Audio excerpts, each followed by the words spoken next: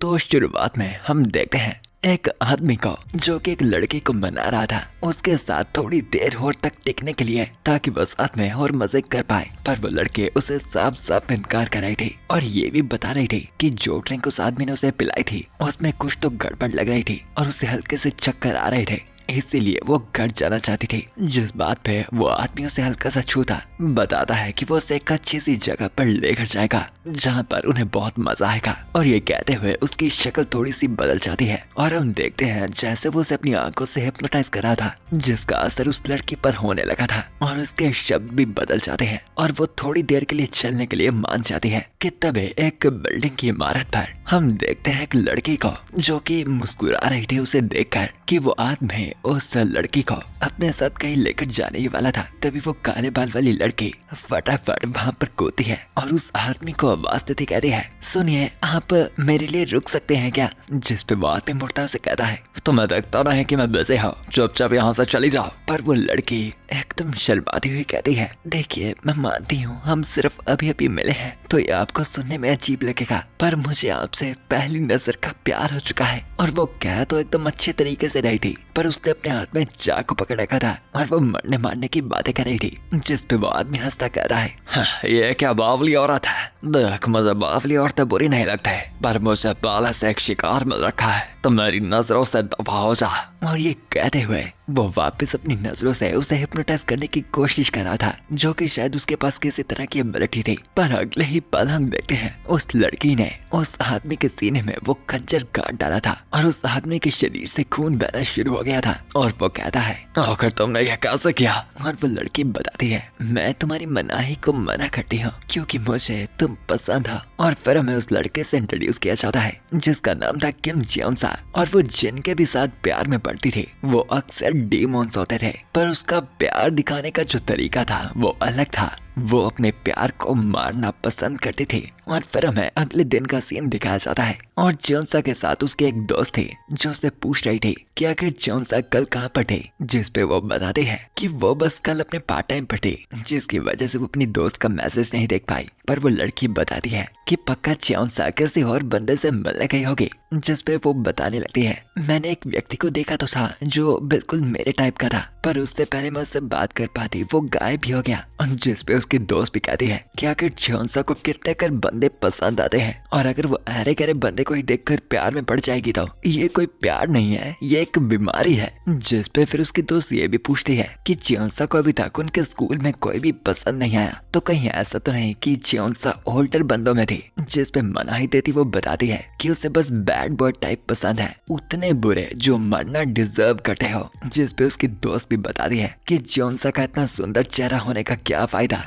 जब वो दिमाग से इतनी पैदल थे, इसीलिए तो अब तक उसका कोई बॉयफ्रेंड नहीं था। और वो ये बातें करते करते जा ही रही थी कि हमें जियोंसा के बारे में थोड़ा अलग तरीके से दिखाया जाता है कि प्यार बेशक एक सब्जेक्टिव थिंग थी और जो खूबसूरती वो चाहती थी और जो प्यार वो पोसेस करना चाहती थी वो सीधा मौत थी। उसकी नजरों में किसी जिंदगी का धीरे धीरे मिटना काफी खूबसूरत था, पर ऐसी मौत सिर्फ वो डिजर्व करते थे जो लोग बुरे थे। और वैसे ही बचपन में जब दो लौंडे एक बिल्ली के साथ कुछ ऐसा ही बुरा कर रहे थे, जियोंसा ने उन्हीं में से एक डीमन को डैमेज कर डाला था और उसके बाद से ही उसका ये पगलाना प्यार शुरू हुआ था। और उसी शुरुआत के साथ वो ऐसे धीरे धीरे शिकार कर कर बदल चुकी थी काफी डीमंस के शिकारी में, जिसे डीमंस के लिए एंजल ऑफ डेथ भी कहा जाता था। और उसका प्यार मौत थी, पर यही वो वजह थी कि उसका प्यार कभी भी पूरा नहीं हो सकता था और उसे बस आगे से आगे ट्रांसफर किया जाता था। और वो क्लास में ये बेफालतू बातें सोच रही थी कि तभी टीचर एंटर करता कहता है कि आज उनकी क्लास में एक नया ट्रांसफर स्टूडेंट आने वाला था। और जब वो स्टूडेंट की क्लास के गेट को खोलते ही एंट्री होती है, जियोंसा को उससे आ रहा वो भयंकर सा ओरा महसूस होता है। वो लाल काला भयंकर ओरा जो उस कमरे को ही पूरा दाग से भरा था, जिसे देखते ही जियोंसा कहती है कि ये व्यक्ति बहुत ही ज्यादा इविल था और इसीलिए तो वो परफेक्ट था। और अपने प्यार के नेचर की वजह से वो उसे मारना चाहती थी कि वो स्टूडेंट अपने आप को इंट्रोड्यूस करवाता कहता है, हेलो मेरा नाम है वांग मायहन। और फिर हमें थोड़ा टाइम पहले का सीन दिखाया जाता है और जिस व्यक्ति के अंडर जियोंसा अब काम करती थी उसने पहले ही वांग मायहन की लिस्ट उसे दे दी थी ये बताकर कि उनका करंट टारगेट अब ये है और किसी वजह से वो चियोंसा के अड्डे में खुद ही कदम रख चुका था और ये वाला जो टारगेट था वो इजी नहीं होने वाला। और चियोंसा ने उससे पूछा भी था, पर अपनी उस जगह पर काम करना पकड़े जाने का रिस्क ज्यादा रखता है, और आपका क्या मतलब कि उसने हमें खुद पहले अप्रोच किया है। जिस पे उस आदमी ने बताया था, मिशन कंप्लीट होने के बाद है तो मुझसे दूर हो जाओगे, और मैं तुम्हें ज्यादा जानकारी नहीं दे सकता क्योंकि ये क्लासिफाइड है, पर अपना गार्ड डाउन मत करना क्योंकि हो सकता है ये वाला तुम्हारे लिए भी एक मुश्किल हो। और वांग मायन जब अपनी सीट पर बैठा हुआ था, चियोंसा उसके पीछे मौजूद बस उसे ही घूरी जा रही थी और सोच रही थी कि उसे ट्रायल और मिशन की परवाह नहीं, पर यह गंदी बुरेपन की बदबू उसे बस अपनी साइड रखना चाहती थी और उसे बस देखती रहना चाहती थी।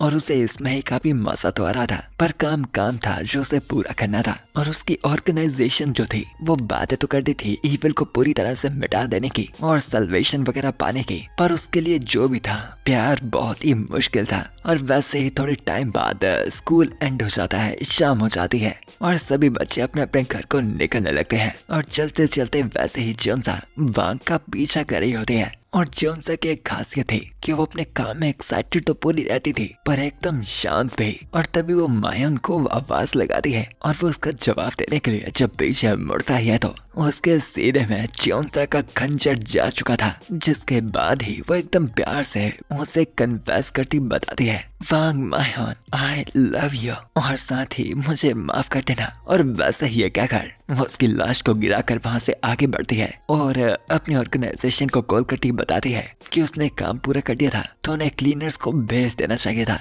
बॉडी को साफ करने के लिए। और चियोंसा को उन चीजों से प्यार तो था जो टूटती थी, पर ये वो चीज नहीं थी। उस लड़के की बॉडी वापस चलती है क्योंकि ये जो लड़का था ये पैदा हुआ था किंग ऑफ हेल्थ की ब्लड लाइन से, और एकदम बुरी स्पिरिट होने के नाते वो मौत से वापस जागा था। और तभी अपना सिर पकड़ा वांग मायन कहता है, क्या अभी अभी उसने मुझे कहा कि वो मुझे पसंद करती थी और उसे कहा जाता था और पहचाना जाता था सैटर्न के बेटे होने के नाते से। वांग मायन जिसने ड्रीम किया था किंग ऑफ हेल होने का, यानी नरक का राजा। और तभी एक्साइटेड हुआ वो कहता है, आखिरकार लगता है मैंने उसे ढूंढ ही लिया।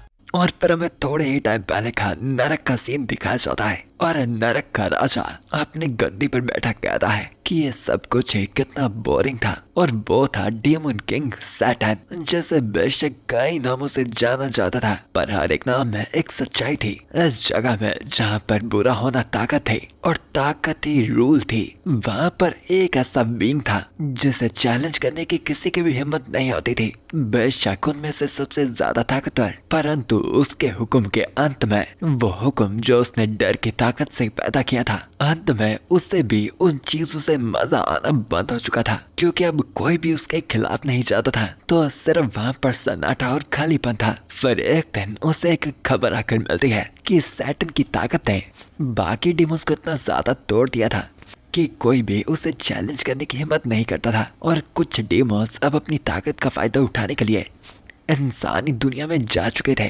पर काफी डीमंस जो वहाँ पर गए थे उनसे वापस कुछ भी सुनने को नहीं मिला था, यानी जैसे वो लापता हो चुके थे। और ये लेजेंड्स के एंशिएंट डीमन हंटर्स का काम हो सकता था, जिस पे सैटर्न कहता है, इंसानी दुनिया में हमारी ताकत घट तो जाती है, पर इतनी आसानी से कोई हमें हरा दे ऐसा होना इतना आसान नहीं। कहीं ऐसा तो नहीं वो जीव ताकतवर हो चुके हैं? लगता है इतना टाइम है कुछ तो बदला है। और वहीं से सैटर्न ने डिसाइड कर लिया था इंसानी दुनिया में जाने का, इस उम्मीद में कि वहाँ पर उसे कोई मजेदार ओपोनेंट मिल पाएगा। और फिर हम वापस प्रेजेंट में आते हैं जहाँ पर वांग मायो के खंजर खोपा गया था और वो उठता कहता है कि काफी टाइम हो गया था उसे डैमेज महसूस हुआ था। बेशक वो जल्दी हील हो गया, पर फिर भी ऐसा डैमेज उसके ऊपर कर पाना जिस भी व्यक्ति ने किया था वो उससे ज्यादा ही मजेदार होगा। और शायद वांग ने चियोंसा को अच्छे से देखा नहीं था, तो अभी शायद उसे उसका पता नहीं था। और फिर अगले दिन स्कूल में जब चियोंसा जाती है तो वो दूर से ही देखती हैरान हो जाती है कि वांग मायन तो अभी भी जिंदा था, कि उससे पहले वो उसकी तरफ नजरें बढ़ा था। चियोंसा फटाफट पीछे मुड़कर छुप जाती है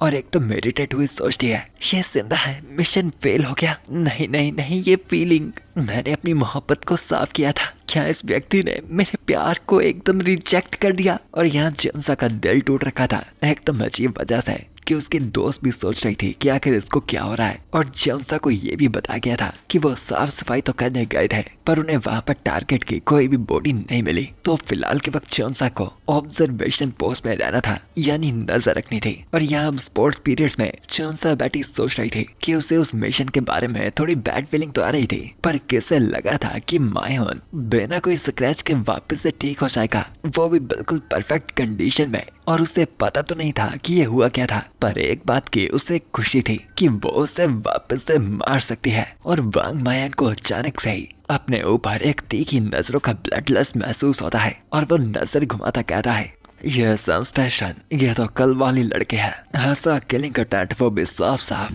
क्या ये मुझे फिर से कन्फेस करना चाहती है? वैसे मैं अभी कुछ करना तो नहीं चाहता जब तक ये बॉडी इंसानी दुनिया में अडेप्ट नहीं कर लेते, पर अगर ये यहीं पर खून देखना चाहती है तो मैं बिल्कुल भी पीछे नहीं हटूंगा। और वो ये बड़ी बड़ी बातें कर ही रहा था कि तभी एक बॉल आकर सीधा उसके सर पर लगती है और अगले ही पल उसे नर्स ऑफिस जाना पड़ता है। और वो भी परेशान कहता है, हाँ ये इंसानी बॉडीज आखिर इतनी कमजोर क्यों है? हाँ मेरा मतलब उस बॉडी ने अभी तक पूरी तरह से अडेप्ट नहीं किया, पर फिर भी ये काफी अच्छी बात है। मुझे इतना भी ज्यादा कमजोर नहीं होना चाहिए था। क्या ये चीज उससे हमला खाने के बाद हुई है? कि तभी उसे उसका नाम पुकारती आवाज आती है और मायोन हैरान होता पीछे मुड़ता है कि आखिर उसे अपने पीछे का प्रोसेस तक भी कैसे महसूस नहीं हो पाया। और क्या ये कोई सरप्राइज अटैक था? पर नहीं, उसके पीछे चयोंसा मौजूद थे जिसने अपने हाथ में हैंकरचीफ पकड़ रखा था। और वो उससे उसका हालचाल पूछती है कि क्या उसकी चोट वगैरह ठीक थी ना, और साथ में उसका हैंकरचीफ इस्तेमाल कर सकता था। और वो मुंह से हाथ तो करता है पर अंदर ही अंदर वो भी सोच रहा था कि आखिर वो इस लड़की को सेंस क्यों नहीं कर पाता। और तभी चयोंसा एकदम शर्माती हुई कहती है, देखो वांग मायोन, ये सही टाइम तो नहीं होगा, पर कल तुम्हें याद होगा? जिस पे मुस्कुराता मायोन कहता है, कल की तुम्हें चिंता करने की जरूरत नहीं है, उसमें थोड़ी सी दर्द तो हुई थी पर मैं वापस से जल्दी से बेहतर हो गया। और कल जो तुमने कहा था। पर तभी चयोंसा उसे आगे कुछ भी बोलने से रोक देती है और बताती है कि उसे भी आंसर करने की जरूरत नहीं। और वो स्कूल के बाद दोनों आपस में मिलेंगे सीधा स्कूल के रूफ टॉप के ऊपर। और वो तब मायोन से बात करना चाहती है सिर्फ उन दोनों के बीच में, जिसपे मायोन भी समझता मान जाता है क्योंकि ये परफेक्ट टाइम होगा और उनके बीच में कोई भी नहीं आएगा। और दोनों ने ही अपने अपने हाथ में एक तरह का हथियार सा पकड़ रखा था और दोनों ही मुस्कुराते मिलने के लिए कैद हो रहे थे। पर दोनों का ही प्लान था आपस में मिलकर एक दूसरे को जान से मारने का। और फिर क्लासेस वगैरह हो जाती है और मायोन जाता हुआ सोच रहा था, भला है मैं काफी ज्यादा कमजोर हो चुका हूँ पर फिर भी मैं एक डेवन हूँ जिसके पास एक इमॉर्टल बॉडी है। एक छोटी बच्चे को मारना इतना मुश्किल भी नहीं होगा। उसका मैं तुम्हें प्यार करती हूँ बात का मतलब मुझे अभी तक समझ तो नहीं आया, पर अगर वो मुझे फिर से मजे दिला सकती है तो ऐसे जंग में मजा आएगा। और फिर थोड़े ही टाइम में वो दोनों आकर आपस में ऊपर मिलते हैं और चयोंसा बताती है कि शुक्र है मायन ऊपर आ गया, वरना उसे तो लग रहा था कि वो भाग जाएगा। और मायन भी बताता है, हाँ तो चलो इस बात को लंबा नहीं खींचते, तो मैं साफ पॉइंट पे आता हूँ। मैं अपने आप को पहले इंट्रोड्यूस करवाना भूल गया, पर मैं हूँ कि उससे पहले ही एक तेज गन शॉट बाल उसके हेड से पास होकर जाता है। और चयोंसा जिसने अपने हाथ में पिस्टल पकड़ रखी थी वो बताती है, मुझे परवाह नहीं तुम कौन हो और आखिर तुम जिंदा क्यों हो। मैं तुम्हारे जवाब में इंटरेस्टेड नहीं हूँ, मुझे शब्द नहीं चाहिए सिर्फ प्यार। तो यहाँ पर चुपचाप भस्म हो जाओ और मेरे हाथों मारे जाओ। और तभी अगले गन शॉट से मायन बचता हुआ कहता है, नहीं ये कोई एवरेज कन्फेशन नहीं है, मुझे इस लड़की से किलिंग अटेम्प्ट नहीं आ रहा। इस लड़के के अंदर प्योरिटी है, इसकी ये हरकत है इसकी फीलिंग से बिल्कुल भी मैच नहीं कर रहा है। ये मुझे मारना चाहती है पर इसके इरादे और फीलिंग्स एकदम प्योर है। इसलिए मुझे समझ आ रहा है कि आखिर इस लड़के के हमले मेरे ऊपर काम कैसे कर गए। एक डेमन के लिए बुरापन ताकत होती है पर प्योरिटी जहर। अगर मैंने इस लड़की को यहाँ पर नहीं निकला तो मैं निकला जाऊंगा, मुझे ऐसा यहीं पर खत्म करना होगा। और वैसे ही वांग मायोन फटाफट उसे पकड़ने के लिए टूट पड़ता है, पर चयोंसा वांग को उस बार से बचाती है और एकदम साइड आकर एक पक्का सा हेडशॉट उसके सर पर ढास देती है। पर थोड़े ही टाइम बाद वापस से मरने के बाद जब वांग की आंखें खुलती है वो अपने सामने ही चेहरा पाता है चयोंसा का, जो शर्माती हुई उसे प्यार से देख रही थी। और फिर वो कहती है, तो तुम सच में मरकर भी वापस आ सकते हो, तुम सच में बाकी सभी लड़कों से एकदम अलग हो, पर फर्क नहीं पड़ता कि तुम चाहे कितने कर खास डेमन हो, मैं बस वो पल देखना चाहती हूँ जब तुम पूरी तरह गिर जाओगे। बुरी किस्मत है कि आज का कन्फेशन भी फेल हो गया, पर ऐसा कभी भी पहले नहीं हुआ। पर मैं बिल्कुल भी निराश नहीं हूँ, बल्कि मैं बहुत ही ज्यादा खुश हूँ। मैं तुम्हें तब तक प्यार करूंगी जब तक तुम मारे नहीं जाते। और ये बातें तो ऐसे कह रही थी, पर च्योंसा की मुस्कुराहट बहुत ही ज्यादा प्योर थी। और वांग मायोन जिसके सर और शरीर से पूरा खून टपक रहा था, उसे देखता कहता है, बस अब मैं इस लड़के की तरफ ध्यान से देखो तो ये काफी क्यूट है। लम्हा बेवड़े को बेवड़े से प्यार हो गया। तो अगले दिन फिर से हम वांग मायोन को अपनी क्लास में जाते हुए देखते हैं, जो कि अपने मन ही मन कह रहा था, मेरे लॉयल मिनियंस, आखिर तुम कैसे टिके हुए हो? काफी टाइम हो चुका है मुझे गए हुए, और अभी मैं रह रहा हूँ इंसानों के बीच में, और मैं काफी अच्छे से अडेप्ट कर रहा हूँ। ये इंसान काफी ज्यादा चालाक होते हैं और हद से ज्यादा रूथलेस, और मुझे अभी भी काफी कुछ सीखना बाकी है। और उन सभी के बीच में जो सबसे वाहियात है वो है एक लड़के। और तभी ऐसा सोचते हुए उसे अपने सामने उसे ग्रीट करते हुए देखती है च्योंसा, जिसका सेकंड नेम एंजल भी है, और वापस से मुस्कुराता मायोन भी कहता है, हाँ गुड मॉर्निंग मेरी एंजल, तो आज क्या होगा, चाकू या फिर गन? और या तुम अभी ही मुझसे बढ़ना चाहती हो? जिस पे च्योंसा मना करती बताती है कि यहाँ पर काफी नजरों ने उन्हें घेर रखा है, इसीलिए उसका जो कन्फेशन है वो तब करना चाहती है जब वो अकेले हो जाएंगे। और उसकी मुस्कुराहट देखता मायन भी हंसता कहता है कि वो जब चाहे तब वो कर सकती है। और इस पागलपन को देखता हुआ अंदर ही अंदर वो कह रहा था, ये अजीब सी औरत जो कि ऑब्सेस हो रखी है मुझे मारने के लिए।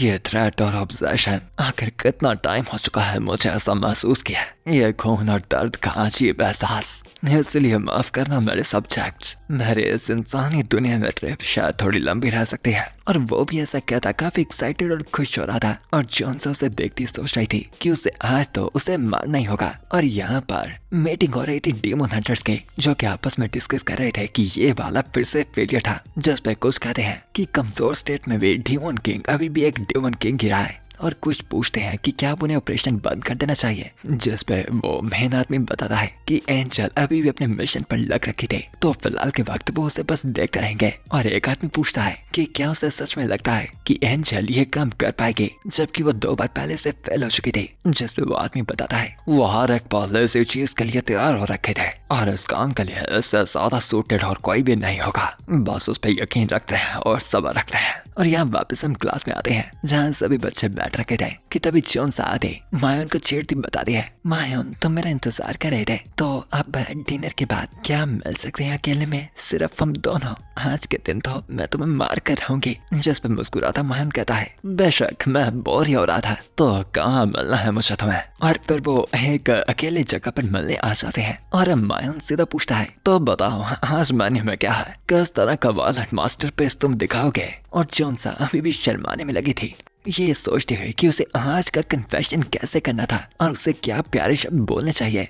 जिस पे परेशान हुआ मायोन कहता है, देखो तुम अच्छे देखती हो और सब कुछ, पर हर बार क्या तुम ये कन्फेशन वाली बातें छोड़ सकती हो और सीधा मेन इवेंट को चालू कर सकती हो? पर च्योंसा बताती है, तुम्हारा वेट करने के लिए शुक्रिया, पर मैं भी पहली बार एक ही व्यक्ति को दूसरी बार अपनी फीलिंग जाहिर करने वाली हूँ, तो मुझे पता नहीं है कि मुझे इन इमोशंस को हैंडल कैसे करना चाहिए। मैं बस हर दिन तुम्हें मारने का सोचती रहती हूँ। तुम जमीन पर पड़े दिखते हो, एक तुम बुरी हालात में, मुझे तुम्हें मारना बहुत ही पसंद है, और क्योंकि मैं तुम्हें प्यार करती हूँ तो इसीलिए मैं तुम्हें मारना चाहती हूँ। तो क्या तुम इस बार मेरी फीलिंग्स को एक्सेप्ट करोगे? और अपने हाथ पैर कसता डेमन किंग कहता है, हाँ मेरा जैसे ग्रेट डेमन के लिए भी ये फीलिंग्स एकदम अजीब है, पर जब तक मुझे मजा आ रहा है मुझे सिर्फ इसी चीज से फर्क पड़ता है। तो अगर तुम्हारा छोटा मोटा कन्फेशन यहाँ पर खत्म होता है तो हाँ जाओ भिड़ लाओ। और अपनी एक आंख खोलता वो ये कहने ही वाला था कि उसने इस इंसानी दुनिया पे अडेप्ट कर लिया है और आज उसका काम तमाम होगा, पर उससे पहले ही वो अपने सामने देखता है कि च्योंसा वहाँ से गायब थी। उसके सामने वो मौजूद तक भी नहीं थी, क्योंकि एक्चुअली में वो उसके पीछे आ चुकी थी।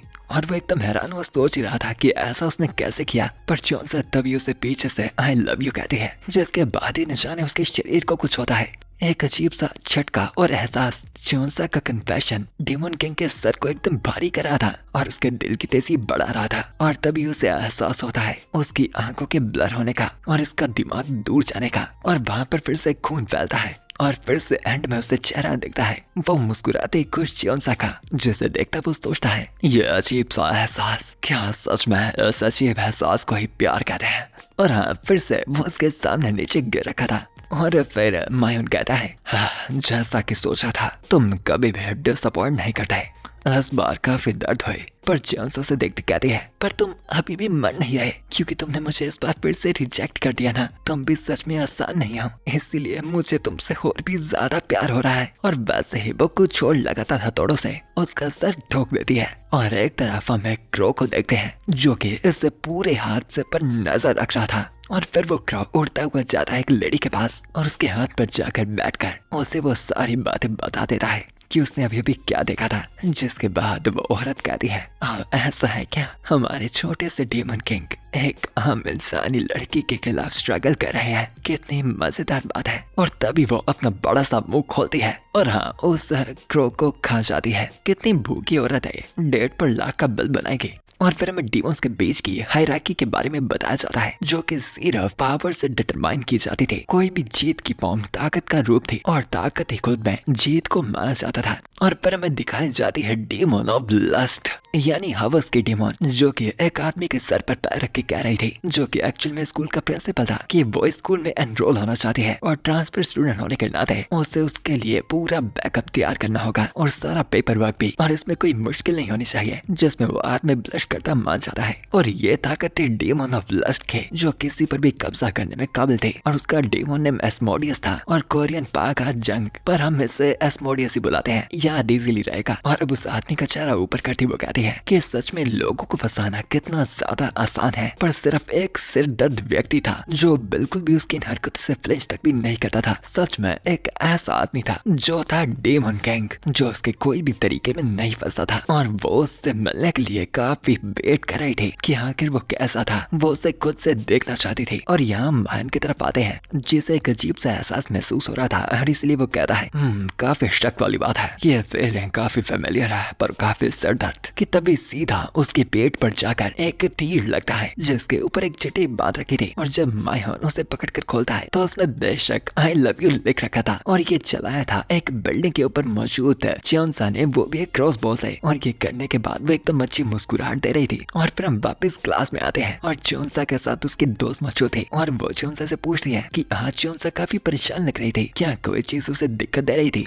पर चियोंसा मुंह बनाती कहती है कि उसे पता नहीं लग रहा कि उसे करना क्या चाहिए। जिस पे तरस खाकर उसकी दोस्त भी कहती है, तुम्हारा बहुत ही बुरा हाल हो रहा है, तो मुझे चुपचाप बता दो हुआ क्या है। जिस पे फिर चियोंसा बताती है कि अभी जो ट्रांसफर स्टूडेंट आया था उसने चियोंसा को रिजेक्ट कर दिया था। जिस पे उसकी दोस्त उसे पूछती है कि ये लड़का अभी तो आया था और वो उससे मिली भी अच्छे से नहीं थी, और वैसे उसने अपने कन्फेशन में कहा क्या था। जिस पे चियोंसा बताती है कि उसने सुबह सुबह ही एक शॉर्ट सा लेटर लिखा था। जिस पे उसकी दोस्त पूछती है कि सुबह सुबह से उसका मतलब क्या था, क्या चियोंसा ने पहले भी ये काफी बार ट्राई किया था। और वह बताती है कि अगर चियोंसा इतनी मेहनत कर रही थी तो शायद मायन उसमें बस इंटरेस्टेड ही नहीं था, क्योंकि स्टार्टिंग से ही उसे देखकर लगता था कि उस लोंडे का चेहरा काफी बोर सा हो रखा था और वो किसी से बात तक भी नहीं करता था और उसे किसी चीज की परवाह तक भी नहीं थी। कि कभी कभार तो उसे शक होता था कि वो व्यक्ति इंसान भी है या फिर नहीं। जिस पे चियोंसा मन ही मन कहती है कि वो इंसान ही तो नहीं है। और फिर तभी टीचर क्लास में एंटर करता है और उन्हें इंट्रोड्यूस करवाता है उनकी क्लास में एक नए ट्रांसफर स्टूडेंट से, हाँ यानी एस्मोडियस। और चियोंसा की दोस्त भी कहती है कि उनकी क्लास में अचानक ही नए नए ट्रांसफर स्टूडेंट्स आ रहे थे और उसके क्लास में कदम रखते ही चियोंसा और मायंग दोनों को ही उसकी वो डिमोनिक एनर्जी महसूस हो जाती है। और एस्मोडियस प्यार सा चेहरा बनाती अपने आप को सभी से इंट्रोड्यूस करवाती है कि उसका नाम पार का जंग है और उसने अभी अभी यहाँ पर बस मूव भी किया था। और चियोंसा और मायंग दोनों ही कहते हैं कि अब ये क्या नई सिर दर्द है। और फिर टाइम बाद ब्रेक के टाइम पे काफी ही लड़कों ने एस्मोडियस को घेर रखा था और वो उससे बातें कर रहे थे कि जैसे उसके बाल नेचुरल है या फिर उसका बॉयफ्रेंड वगैरह है। और चियोंसा और उसकी दोस्त भी इस पे बातें कर रहे थे और वो बताते हैं कि ये ट्रांसफर स्टूडेंट तो काफी पॉपुलर थे। पर चियोंसा अपने मन में सोच रहे थे कि आखिर सभी स्कूलों को छोड़कर इसी स्कूल में ही एक और डेमन आ चुकी है, पर ऑर्गेनाइजेशन उसे वॉर्न तक भी नहीं किया। पर वह उसे उस डेमन की परवाह नहीं थी जब तक उसके पास मायन था। और फिर वो मायन की तरफ भी देखने लगती है कि आखिर उसका क्या रिएक्शन था। कि तभी मायन भी अपनी सीट से उठता है और सीधा एस्मोडियस के पास जाकर टेबल पर हाथ मारता कहता है, मैं तुमसे कुछ बात करना चाहता हूँ, क्या हम प्राइवेट में मिल सकते हैं। नहीं आई ट्रांसफर स्टूडेंट, जो सुनकर एस्मोडियस एकदम मुस्कुरा जाती है और एक्साइटेड हुई कहती है कि बेशक क्या ये ऑर्डर था या फिर एक रिक्वेस्ट थी। और ये जो भी था, अगर ये उसे वो कह रहा था वो उसके लिए बिल्कुल रेडी थे। और फिर वैसे ही वो दोनों वहाँ से क्लास के बाहर जाने लगते हैं। जो देखती चोनसा की दोस्त भी कहती है कि मायन तक भी इससे ट्रांसफर स्टूडेंट में इंटरेस्टेड था और क्या चोनसा इस बात से ठीक थी। पर जब वो उसकी तरफ देखती है, चोनसा एकदम गुस्से में थी और वो एकदम चिड़ी हुई अपने मन में कह रही थी कि मायन सिर्फ उसका था। और वैसा ही नाच गाना गाती एस्मोडियस डेमन किंग के पीछे चलती हुई कह रही थी, मुझे लगा नहीं था कि तुम पहले मुझे बुलाओगे और तुम सच में ये इंसानी एक्ट काफी अच्छे से निभा रहे हो। क्या नाम था तुम्हारा? मायन। और तभी मायन उसे दीवार के साथ लगाता है और उसे कहता है, तुम सच में एकदम सिरदर्द हो कि तुमने यहाँ तक मेरा पीछा किया। मैंने तुम्हें बार बार बता रखा है कि मैं तुम्हारे इन छोटे ऑब्सेशन में इंटरेस्टेड नहीं हूँ कि अपनी जीभ लपलपाए। एस्मोडियस कहती है कि क्या ऐसा इसलिए था क्योंकि डेमन किंग आजकल कहीं और जेलस हो रखा था एक इंसानी लड़की के पीछे जो कि एक नंबर की पागलपंती थी। और वेल ये कहते ही वो अपनी नजर घुमाए पीछे देखती कहती है, शैतान का नाम लिया वो हासिल। हाँ, क्योंकि उनके ऊपर ही इस वक्त चोनसा भी एकदम ही गुस्से में मौजूद थे। और एस्मोडियस उससे भी उसका नाम पूछती है कि चोनसा एकदम गुस्से में चिल्लाती है कि उसे यहाँ पर मरना होगा। और तभी वो उस पर तेज हमला करती है, जिसके बाद हमें टपकता खून तो दिखाई देता है, पर एक्चुअली में एस्मोडियस की रक्षा करते हुए मायन ने अपना हाथ आगे कर दिया था। और एस्मोडियस भी पूछती है कि ये हमला उसकी तरफ हुआ था तो आखिर डेमन लॉर्ड ने ऐसा क्यों किया, जबकि वो उस तरह की टाइप के थे जो कभी भी किसी की लड़ाई के बीच में नहीं आते थे। और मायन अपने हाथ से चाकू निकालता कहता है, बेशक यही वो वजह है, ये लड़ाई मेरी और इस लड़के की है और अगर तुम हमारे रास्ते के बीच में आते हो तो मैं तुम्हें खुद से मार डालूंगा। और तुम बे एंजल अपनी नजर किसी और की ओर करना जबकि मैं तुम्हारे सामने मौजूद हूँ। मैं इस घटिया हरकत को एक बार नजरअंदाज कर देता हूँ और सिर्फ तुम ही मुझे मार सकती हो। इस बात को हमेशा याद रखना। जो बात चोनसा के लिए एक प्यार जैसी दवाई की तरह काम करती है और वो एकदम खुशी से शर्माने लगती है और कहती है ठीक है। और फिर थोड़े टाइम बाद एस्मोडियस चलते हुए अपने मन में सोच रही थी कि वो इंसानी लड़की जब उनके ऊपर हमला कर रही थी उन कुछ पलों के लिए वो उससे एकदम भी आम व्यक्ति नहीं लगी, पर उससे भी ज्यादा बड़ी बात उसके लिए ये थी कि आखिर उसकी हिम्मत कैसे हुई डेमन लॉर्ड की सारी अटेंशन पाने की, जो काम वो तक भी नहीं कर पाई थी, जिससे मन ही मन वो फैसला ले रही थी कि उसे चोनसा को खत्म करना होगा और वो भी डेमन लॉर्ड के बिना पता लगे। कि तभी चोनसा अचानक ही उसके पीछे मौजूद थी और वो उसके कंधे पर हाथ रखकर उसे बुलाती है कि एकदम हैरान हुई एस्मोडियस पीछे देखती चिल्लाती है कि आखिर वो वहाँ पर कब आई। और फिर चोनसा उसे बताती है, माफ करना, पिछली बार के हमले के लिए मैं मिशन के बाहर के डीमंस के साथ पंगे नहीं लेती और वैसे भी इस वक्त मेरा दिल सिर्फ मायन के लिए टिक रखा है और मैं बाकी डीमंस को अभी देख भी नहीं रही, पर मेरे प्यार के बीच में कोई आ जाए ये एहसास मुझे अच्छा नहीं लगा। तो आज से जब भी मैं मायन को मार रही हूँ और तुम हमारे बीच में ना हो, मैं प्रिटेंड करूंगी कि मैं तुम्हें जानती नहीं हूँ। तो हाँ, कोशिश करते हैं वापस से न मिलने की। और ये कहकर हंसती मुस्कुराती लहराते चोनसा वहाँ से जंप करती चली जाती है। पर यहाँ पर एस्मोडियस का गुस्सा उस पर बहुत ही ज्यादा हो चुका था और क्योंकि नॉर्मली डेमन लॉर्ड ने उसे रिक्वेस्ट की थी तो वो थोड़ी और देर तक ऑब्जर्व करने का सोच रही थी, पर अब उसका एटीट्यूड देखने के बाद वो इस लड़की को पूरी तरह से मिटाना चाहती थी, वो भी इस तरह से कि डेमन लॉर्ड भी एक ट्रेस तक भी सेंस न कर पाए। और फिर टाइम बाद हम शाम के समय देखते हैं मायन बाग में आ रखा था और किसी का वेट कर रहा था और लेटर देखा जिसमें लिख रखा था 7 PM आज रात बाग में। वो कहता है यह काफी लेट हो चुकी है, ऊपर से इसने मुझे अपनी मर्जी से बुला दिया और अब ये मुझे वेट तक करवा रही है। कितनी अजीब बात है, उम्मीद करता हूँ कुछ भी गलत ना हो। और वहाँ एक तरफ चोनसा भी कहीं पर आ जाती है और उसके सामने आती है एस्मोडियस जो उसे कहती है आखिर तुम किसे ढूंढ रही हो और या तुम किसी का इंतजार कर रही हो, वो जो भी है पर वो डेमो नहीं है जिसकी तुम तलाश कर रही हो। और उसे देखती चोनसा साफ पूछती है कि क्या एस्मोडियस थी जिसने उसे यहाँ पर बुलाया था, जिस पर शर्माती ब्लश काटे एस्मोडियस खुशी से कहती है कि हाँ, तुम्हें क्या लगा था कि डेमन किंग को परवाह होगी तुम्हारे जैसे छोटे मोटे कीड़े इंसानों की। और तभी जोर की चैन की सांस लेती चोनसा चिल्लाती कहती है कि शुक्र है यहाँ पर देखने के लिए कोई भी नहीं था और मायन भी अभी मीटिंग स्पॉट पे पहुंचने वाला होगा, तो उससे पहले ही उसे ये काम निपटाना होगा। और वो एस्मोडियस को ये भी कहती है कि उसे क्या लगा था, उसने पहले वाला उसका ब्लड लस्ट महसूस नहीं किया था, जबकि वो काफी सारे उसके जैसे डीमंस के साथ पहले ही लड़ रखे थे। और अपने हाथ खुले करती वो कहती है देखो मेरे पास तो भी हथियार तक भी मौजूद नहीं है, तो अगर तुम मुझे मारना चाहती हो तो ये तुम्हारा सबसे बेस्ट चांस रहेगा, पर ये सिर्फ तब अगर तुम ऐसा कर सकती हो तो। और ये चुनौती उसी पर एस्मोडियस स्वीकार करती है और तेजी से उस पर हमला करने के लिए टूट पड़ती है। पर अगले ही पल हम देखते हैं एस्मोडियस को जमीन पर लिपटे हुए, जैसे चोनसा बता रही थी। जैसा कि मैंने कहा था, डेमस जो कि मेरे मिशन का टारगेट नहीं है, उन्हें मारने की जरूरत नहीं है, तो इसीलिए मैं उनकी तरफ देखने से दूर ही रहती हूँ। पर अगर पहला हमला मुझ पर होता है और मेरी डिफेंस लाइन को क्रॉस किया जाता है तो मैं उन्हें निपटा सकती हूँ। और घायल अस्मोडियस अपने मन में कह रही थी कि आखिर इस लड़की की प्रॉब्लम क्या है और आखिर ये इतनी ज्यादा ताकतवर कैसे थी कि उसने उसे इतनी ज्यादा दर्द और नुकसान पहुंचा दिया था। और चियोंसा अस्मोडियस को बताती है कि वो उसे मायोन की वजह से बख्श देगी, पर इस बात की असली वजह वो आपस में लड़कियों के बीच की बताती है कि वो सिर्फ उन्हीं डीमंस को मारती थी जो उसे पसंद आते थे, यानी जिन्हें वो प्यार करती थी। तो अगर अस्मोडियस उसके रास्ते में फिर से आती है तो वो उसे होड़ निचोड़ेगी। चाहे उसे अस्मोडियस से प्यार भी नहीं था, वो फिर भी उसकी वाट लगा सकती थी। और उसके ये पागलपन को देखते अस्मोडियस गिरती कहती है ये लड़की सच में बावली है। और फिर सीन स्किप होता है सीधा मायन की तरफ, जो कि अभी चियोंसा का वेट कर रहा था और सोच रहा था कि आखिर वो यहाँ पर आएगी कब। और फिर हमें थोड़ा सा बताया जाता है कि ये पवित्रता जो होती है ये प्योर और एकदम साफ इनोसेंस से आती है, और जितना थिक इसका कंस्ट्रक्शन होता है उतनी ही ज्यादा डेडली और डिस्ट्रक्टिव ये डीमंस के खिलाफ होती है। और अपने दुश्मन को नुकसान पहुंचाने का ख्याल एक इंसान के मन में दबा रहता है, चाहे वो एक डीमन के खिलाफ तक भी क्यों नहीं लड़ा। इसीलिए एंशिएंट टाइम से जो भी डीमन एक्सटर्मिनेशन टीम बनी थी वो हमेशा डीमंस के खिलाफ कमजोर पड़ते थे, क्योंकि उनके मन में डीमंस को मारने का ख्याल तो रहता ही था। और ऐसा हमेशा रहना तो चाहिए था जब तक एक लड़की नहीं आई। और यहाँ पर प्रेजेंट में चियोंसा आते ही सीधा मान की पीठ पर खंजर ठोक देती है, सीधा उसे गुड मॉर्निंग करते हुए। और फिर वो प्यार से बताती है माया तुम्हारा प्रेजेंस कितना खास है, जिसकी वजह से मैं आज फिर से तुम्हारे प्यार में पड़ गई हूँ। क्या तुम मुझे आखिरकार तुम्हें मारने दोगे? और ये वो लड़की थी जो एक डीमन को प्यार करती थी, और इस लेवल का सैडिज्म जिसमें ना ही कोई बुरा ख्याल था और ना ही कोई इम्प्योरिटी, ये हर एक फीलिंग एकदम सच और प्यार से आ रही थी। एक ऐसा डिवोशन जो डीमंस के लिए डेडली था। और माया जिसके मुंह से खून निकल रहा था वो भी कहता है तुम्हें सच में समझ नहीं आता एंजल, तुम अभी भी एंजल जैसी भोली हो। खैर गुड मॉर्निंग।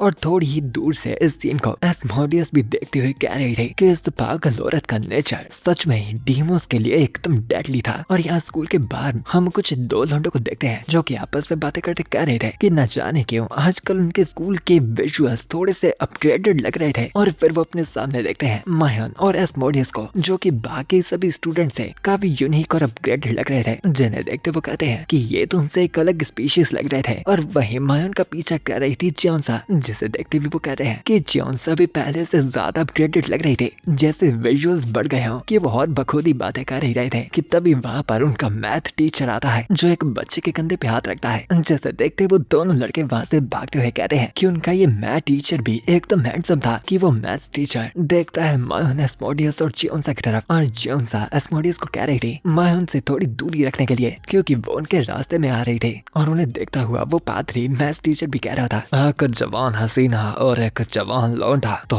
ऐसी बात है। और फिर हमें क्लास का सीन दिखाया जाता है और यहाँ एस्मोडियस अपने मन में सोच रही थी कि यहाँ पर कुछ ना कुछ तो सुपर नेचुरल था इस लड़की का ये अजीब सा नेचर डीमंस के खिलाफ। और अगर ये इस अजीब सी पर्सनैलिटी के साथ पैदा भी हो रखी है तो उसके टूल्स एकदम रिफाइन हो रखे थे और उसकी मूवमेंट्स और कॉम्बैट स्किल्स को किसी ने बहुत ही अच्छे से ट्रेन कर रखा था। यानी चियोंसा को अच्छे से कहीं से लड़ना सिखाया गया था, जो हर एक चीज कनेक्ट की जाती थी उन डीमन एक्सटर्मिनेटिंग का पोस्टल से, जो कि डीमंस के सबसे बड़े दुश्मन थे। कि वो ये बातें सोच रही थी कि वो मैथ टीचर ट्रांसफर स्टूडेंट को उठकर एक प्रॉब्लम को सॉल्व करने को कहता है, पर एस्मोडियस उस पर ध्यान नहीं देती और अपनी ये सोच में लगी रहती है कि जब चियोंसा ने उस पर हमला किया था तो आखिर बाकी डीमन एक्सटर्मिनेटिंग टीम कहाँ पर थी, जो कि इस मौके का फायदा उठा सकती थी। कि वो मैथ टीचर फिर से एक बार उसे आवाज लगाता है, पर यहाँ पर एस्मोडियस पीछे से गुस्से में चियोंसा की तरफ देख रही थी। वो चियोंसा जो कि सिर्फ मायोन की तरफ देख रही थी कि यहाँ पर एस्मोडियस गुस्सा करी जा रही थी चियोंसा के ऊपर कि वो मैथ टीचर बार बार उसे आवाज लगाता, सीधा उसके सामने आकर खड़ा हो जाता है और कहता है आ जाओ, अगर तुम्हारा टीचर तुम्हें बुलाता है तो तुम्हें जवाब देना चाहिए। पर एस्मोडियस रिप्लाई देती है हाँ, अपना मुंह बंद रखो, मैं इस वक्त कुछ सोच रही हूँ, सिर दर्द मत लगाओ। जिस बात से पूरी की पूरी क्लास हैरान हो जाती है कि एक स्टूडेंट अपने टीचर के खिलाफ इस तरह से बात कर रहा था। और वो मैथ टीचर कहता है ऐसा काम नहीं चलेगा, पहाका जाऊंग, क्लास खत्म होने के बाद तुम्हें आज यहीं स्कूल में रुकना होगा, मुझे मुझे तुमसे बात करने की जरूरत है। और एस्मोडियस उसे कहती है, हाँ मैं तुम्हारी बात क्यों सुनूं? कि तभी उसके मन में एक तेज चुपती आवाज आती है और अपने सामने वो देखती है मायन गुस्से में उसे देख रहा था और अपनी एबिलिटी से उससे बात करता कह रहा था, एस्मोडियस कोई भी मुश्किल खड़ी मत करना, जब तक उस इंसानी लड़की के साथ मेरा काम खत्म नहीं हो जाता मैं कोई भी नोटिसेबल एक्शन को माफ नहीं करूंगा। याद रखना कोई भी गलती नहीं। जिस पे फिर एस्मोडियस के पास भी कोई ऑप्शन नहीं होता और वो क्लास के बाद रुकने को मान जाती है। और फिर वैसे ही शाम को चोंसा और मायन वहाँ से साथ में जाने लगते हैं और चोंसा बता रही थी कि उसने आज भी मिलने के लिए एक अच्छी जगह ढूंढ ली थी। और यहाँ पर क्लास के अंदर वो मैथ टीचर आता है और एस्मोडियस को कहीं पर बैठने को कहता है, पर चिड़ी एस्मोडियस कहती है, टीचर इस बात को लंबा नहीं खींचते और फटाफट खत्म करते हैं, क्योंकि ऐसा नहीं है मैं आपके साथ रह रही हूँ क्योंकि मुझे मजा आता है, तो मैं चाहूंगी कि तुम मुझे परेशान मत करो और मेरी नजरों में देखो। और वो वही डीमन वाली हिप्नोटाइज टेक्निक का इस्तेमाल कर रही थी, पर वो मैथ टीचर उसके सामने आता है और बताता है कि ये बात थोड़ी मुश्किल होने वाली है और वो अपनी पोजीशन के चलते ऐसा नहीं कर सकता। और फिर वो उसका नाम लेता है एस्मोडियस और अपनी चाम को उसके ऊपर काम न करती देखती और साथ में ये जानते कि ये मैथ टीचर उसकी पहचान को जानता था। वो समझ जाते हैं कि ये कोई आम व्यक्ति नहीं था और फिर वो मैथ टीचर अपने नकल्स को कसा बताता है, मैं एंजल का तरीका समझ नहीं सकता पर इसलिए वो स्पेशल है और इसीलिए एक एंजल के शिकार के बीच में कोई भी नहीं आ सकता, खासकर अगर एक एंजल का टारगेट डीमन लॉर्ड होता। ये मैथ टीचर बिलोंग करता था डीमन एक्सटरमिनेट टीम से और यहाँ पर एंजल मायन को अपने साथ लेकर जा रहे थे और एक अकेली सी जगह पर लेकर आकर वो बताते हैं कि क्या ये जगह अच्छी थी। और वैसे ही फिर से वो एक फटाफट कन्फेशन कटे सीधा मायन के गले को काट डालती है, पर इस बार अपने गले को पकड़ता हुआ मायन कहता है, ये क्या था, यह चीज काफी डिसअपॉइंटिंग थे एंजल, आज तुम्हारा डिजायर था मुझे मारने का, तुम पहली बार से इतना ज्यादा गिर गए, अगर तुम इतना ही कर सकती थे तो अब मेरे पास कोई वजह नहीं बनती तुम्हारे साथ खेलने की, और अगर ऐसा नहीं है तो क्या तुम हिचकिचा रही है। और यहाँ वापस क्लासरूम की तरफ आते हैं जहाँ एस्मोडियस उस मैथ टीचर के सामने कह रही थी, हाँ, तुम निकम्मे अपोस्टल, तुम्हें क्या लगता है कि मैं तुम्हारे जैसे एक को हैंडल नहीं कर सकती, तुम्हें निपटाने के बाद मैं उस एंजल के पीछे खुद जाऊंगी। और वो मैथ टीचर कहता है, हाँ मेरे लिए तुम्हारा जैसा एक हाई रैंक का डेमो संभालना मुश्किल होगा, पर कम से कम जब तक एंजल अपना मिशन पूरा नहीं करते मैं तुम्हें बांध कर रख सकता हूँ, और उसके साथ ही साथ एंजल के साथ उस आखिरी लड़ाई में तुम भी घायल होगे, और ऊपर से इस इंसानी रूप में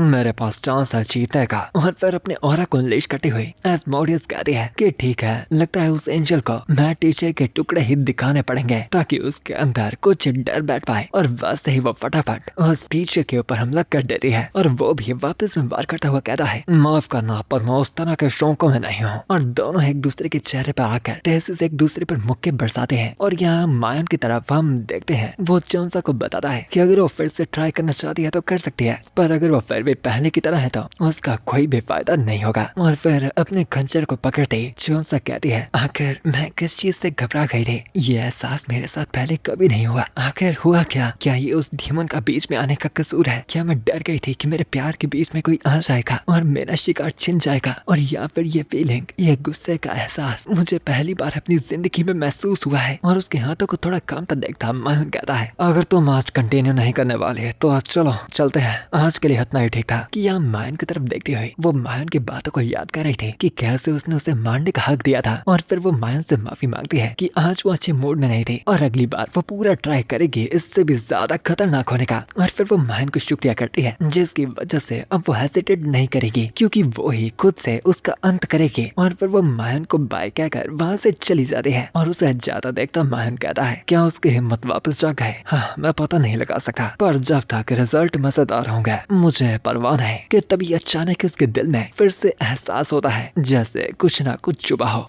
जिससे वो अपने मन में सोचता है, शायद मुझे मजे लेना चाहिए, एक और भी ज्यादा सर दर्द पोस्टल का। और यहाँ वापस से फिर क्लासरूम में हम देखते हैं एस्मोडियस फिर से लिपटी पड़ी थी, कितनी बार लिफ्ट गई है। और वो कहते हैं कि सच में एकदम सर दर्द है क्योंकि हरामखोर उससे ज्यादा ताकतवर था जितना उसने सोचा था। और वो मैथ टीचर कहता है, जो जानकारी मुझे मिली थी ये उसके हिसाब से बिल्कुल नहीं गया, तुम्हें हाई रैंकिंग डेमन मानी जा रहे थे, भले ही एंजल ने तुम्हें घायल कर दिया था पर फिर भी इतनी आसानी से कमजोर पड़ जाना। और यहाँ पर एस्मोडियस सोच रही थी कि ये खतरनाक है और उसे टाइम को निकालना पड़ेगा। और वो उसे बताती है कि कॉम्बैट उसकी स्पेशल एबिलिटी थी ही नहीं। और फिर वो इस्तेमाल करती है अपने हवस के चाम का, अब वो आखिरकार डीमन ऑफ लस्ट थी और कोशिश करती है उसे अपना गुलाम बनाने की और बताती है कि उसके बाद वो उसे पा सकता था और या तो उल्टा वो उसे पा सकती थी। पर वो पादरी कहता है इस तरह की चीज मेरे ऊपर काम नहीं करते। मैंने तुम्हें पहले ही बताया था कि तुम और मैं एकदम पूरे मैच हैं और तुम एकदम अनलकी हो कि तुम्हारा ओपोनेंट मैं हूँ। और एस्मोडियस चिढ़ती हुई कहती है कि आखिर एक मर्द कैसे हो सकता है अगर वो उसके चाम में फंसे ना। क्या कहीं वो पादरी इम्पोर्टेंट तो नहीं था जबकि चेहरा उसका अच्छा था और फिर उसकी तरफ मुख का कस था। वो पादरी बताता है कि वो उस डीमन को अब यहाँ पर खत्म करने वाला था और इसको अपने आखिरी पल समझती हुई एस्मोडियस अपनी आंखें बंद करते आखिरी पल में डीमन लॉर्ड से माफी मांगती है। पर अगले ही पल जब उसकी आंखें खुलती हैं उस पादरी के हाथ को आसानी से वहाँ पर डीमन लॉर्ड ने आकर रोक लिया था। जिस डीमन लॉर्ड को देखता वो पादरी भी कहता है ओह लॉर्ड ये बुरा है। वांग मायोन नहीं सन ऑफ सैटन ये हमारी पहली ऑफिशियल मीटिंग है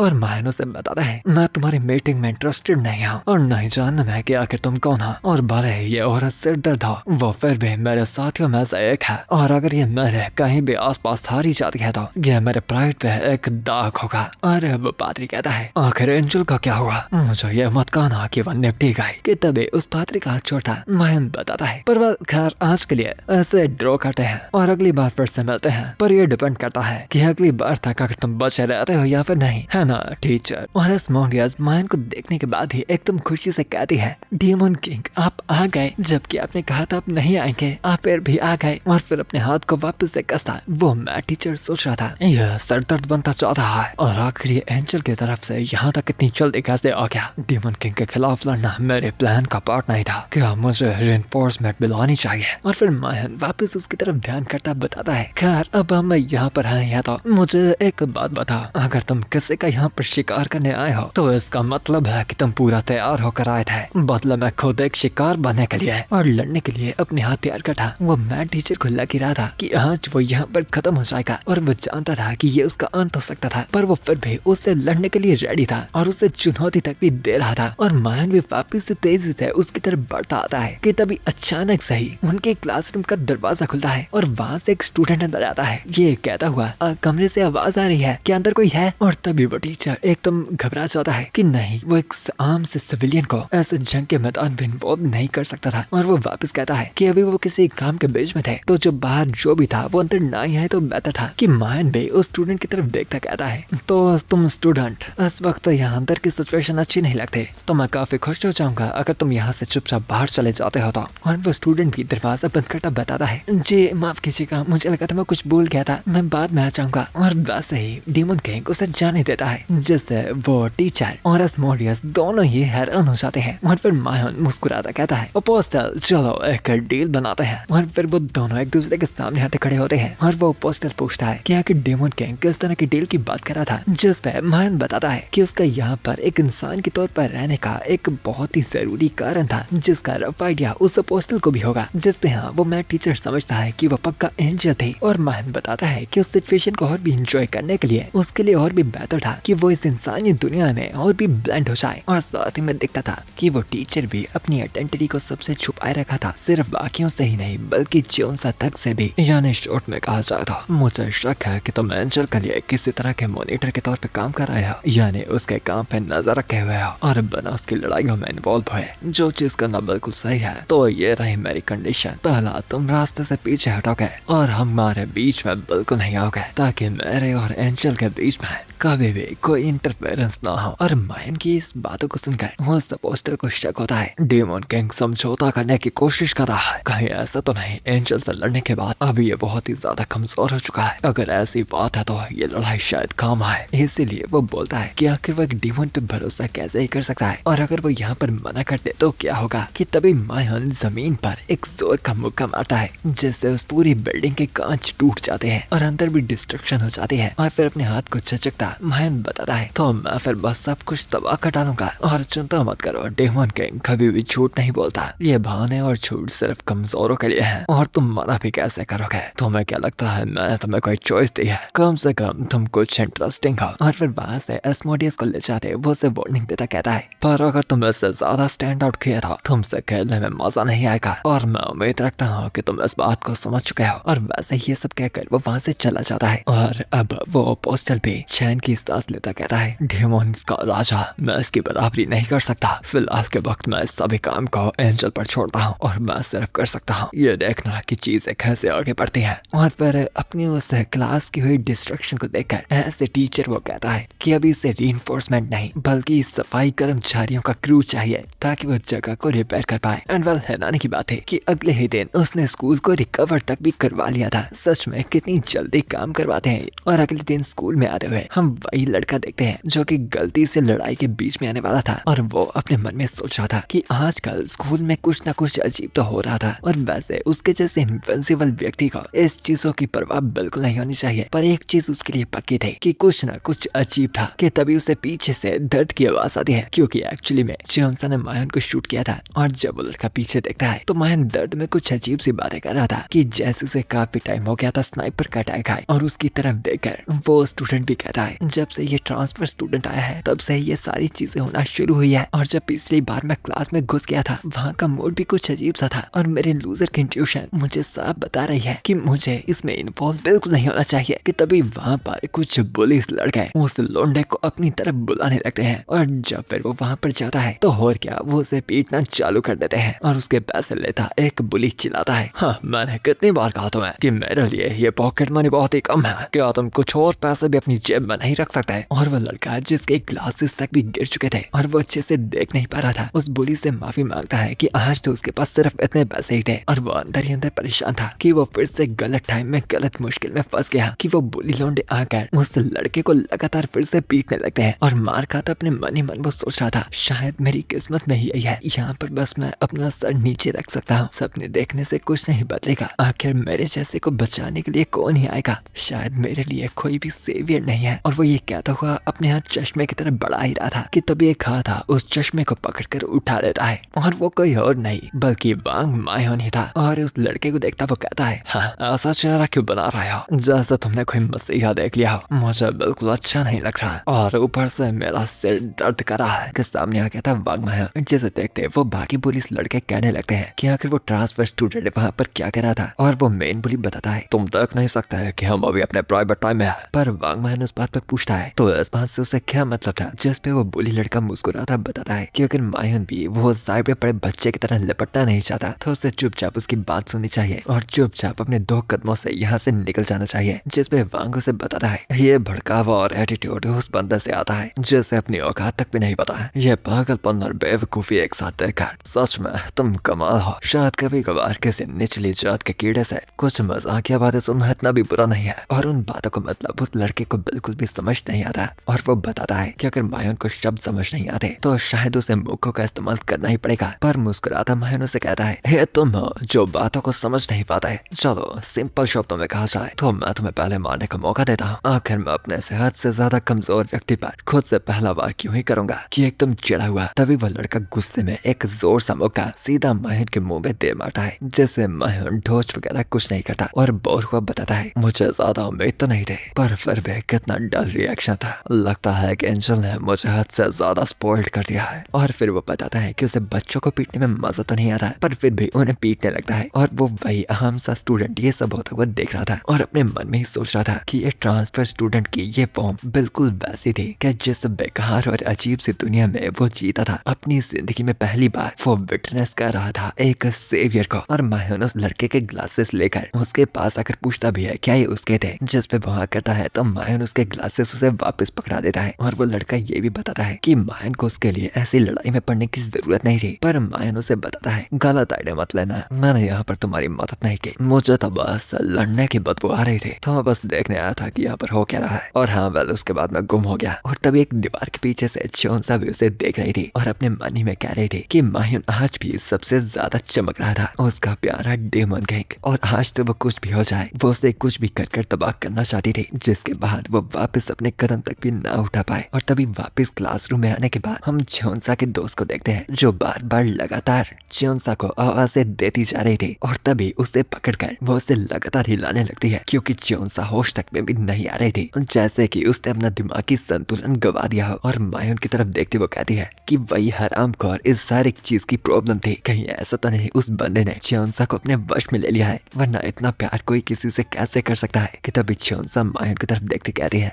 मायन का सोता हुआ चेहरा कितना क्यूट है, मैं उसे हमेशा ऐसे सुला देना चाहती हूँ। जिस पे उसकी दोस्त भी कहती है कि चियोंसा पागल होती जा रही है और एकदम चिड़ी हुई वो बताती है कि उसने कभी भी किसी को इतना पागल होते नहीं देखा, वो भी प्यार के पीछे, और अब लगता है कि उसे खुद इसमें कदम उठाना पड़ेगा वरना चियोंसा कुछ खतरनाक हमले भी कर सकते हैं अपने प्यार के चलते। पर उसे क्या पता वो वैसा कब से कर रही है। और फिर उसकी दोस्त आगे बढ़ती हुई बताती है कि हर एक चीज को करने का एक ऑर्डर होता है। तो चियोंसा को बस यहाँ पर देखना था कि ये लव मास्टर कैसे चीजों को संभालती है। जिस पे चियोंसा उसे कहती है कि उसकी दोस्त ने भी तो कभी डेट नहीं की और वो हमेशा की सिंगल है। जिस पे उसका मुंह बंद करती उसकी दोस्त आ जाती है सीधा मायन के सामने, और जब वो मायन को उठाती है तो वो परेशान हुआ कहता है कि आखिर उसकी नींद के टाइम को कौन डिस्टर्ब कर रहा था। जिस पे वो मायन को कहती है कि यहाँ पर वो उसे एक ऐसा ऑफर देने वाली थी जिसे मायन बिल्कुल भी मना नहीं कर पाएगा। और फिर वैसे ही वो मायन के साथ कुछ बातें करने लगती है जिसे दूर से चियोंसा भी देखती सोच रही थी कि आखिर उसकी दोस्त क्या चाल बिछा रही थी। और फिर थोड़े ही टाइम में हम देखते हैं वो मायन को कहती है कि क्या मायन ये काम करने से मानता था, जिसे करने के लिए वो मान जाता है। और फिर उसकी दोस्त चियोंसा की तरफ देखती है और एकदम मुस्कुराती उसे थम्स अप का साइन देती है, यानी सब कुछ सही किया था। और फिर बाहर पार्क में आने के बाद उसने चियोंसा को बताया था कि वो अम्यूजमेंट पार्क में एक डबल डेट पर जाने वाले थे और ये करने के लिए वो शाम के वक्त ही स्कूल गेट्स के बाहर मिलेंगे। और चियोंसा एकदम उत्सुक हो कहती है कि वो आज तक कभी भी एक डेट पर नहीं गई, तो आखिर इस डेट पर करना क्या होता है। जिस पे उसकी दोस्त बताती है कि एकदम कन्फेशन करना और अपना प्यार साफ ही जाहिर कर देना बिल्कुल भी रोमांटिक नहीं लगता, जो कि चियोंसा अक्सर करती थी, इसीलिए वो उसे बताती है। पर अब तक तो मैं साफ साफ अपनी फीलिंग्स को कन्फेस कर देती थी और मुझे लगा था कि मेरी फीलिंग्स बस दूसरे व्यक्ति तक पहुंचनी चाहिए, मेरे लिए अब तक बस इतना ही काफी था।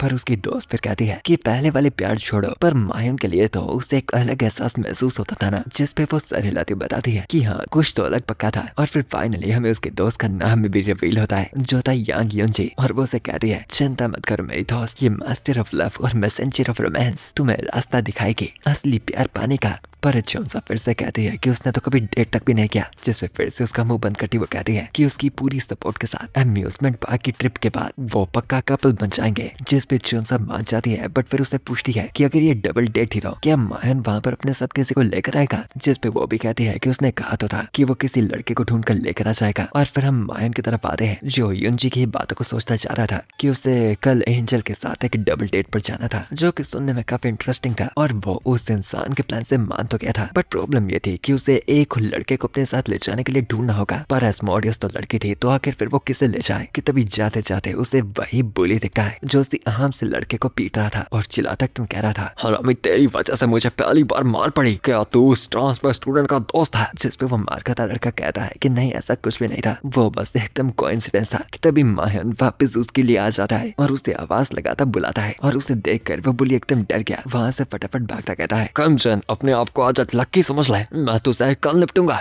कि उस बंदे को इग्नोर कर वांग मायन किम जिन को कहता है वैसे तुम कल मेरे साथ चल रहे हो क्योंकि मुझे एक अकाउंट पूरा करना है। जैसे किम जिन को भी लगता है कि आखिर किस अकाउंट की बात कर रहा था, क्या कहीं पर गैंग फाइट होने वाली थी और उसे मीट शील्ड की तरह इस्तेमाल किया जाएगा, और क्या ये ट्रांसफर स्टूडेंट भी बिल्कुल बाकियों जैसा था जो उसे बुली करेगा। जिस पे तभी मायन बताता है मुझे पता नहीं, पर हमें किसी अम्यूजमेंट पार्क में जाना है और कुछ जाकर डबल डेट सी करनी है। जिस पे किम जिन हैरान होता है कि डबल डेट कहाँ से आ गई। और फिर मायन वहाँ से जाता हुआ ऐसे कहता है कि वह उसे कल ही मिलेगा जब वो वहाँ से डबल डेट के लिए निकलेंगे। और उसकी तरफ देखते हैं किम जिन को एकदम आंखों से आंसू आने लगे थे और वो एकदम कहता है कि क्या भगवान ने उसके लिए एक फरिश्ता भेजा था जो यहाँ पर उसका सेवियर बनकर आया था। और फिर वैसे ही हम अगले दिन का सीन दिखाया जाता है और युनजी पहले से स्कूल गेट के बाहर वेट कर रही थी और तभी वांग मायन भी किम जिन को लेकर वहाँ पर आ जाता है और बताता है कि वो डबल डेट के लिए किसी को साथ में लेकर आ गया था जो कि उस लड़की का पार्टनर बन सकता है और शायद अब उन्हें उस पार्क में चलना चाहिए। पर युनजी बताती है कि अभी नहीं, वो डेट पे जा रहे हैं तो अकेले क्यों जाएंगे, तो उन्हें पहले एंजल का तो वेट करना पड़ेगा ना। कि तभी वहाँ पर चियोंसा की आवाज भी आती है और युनजी उसकी तरफ देखती एकदम हक्की बक्की हुई कहती है कि आखिर एंजल ने ये क्या कपड़े डाल रखे थे।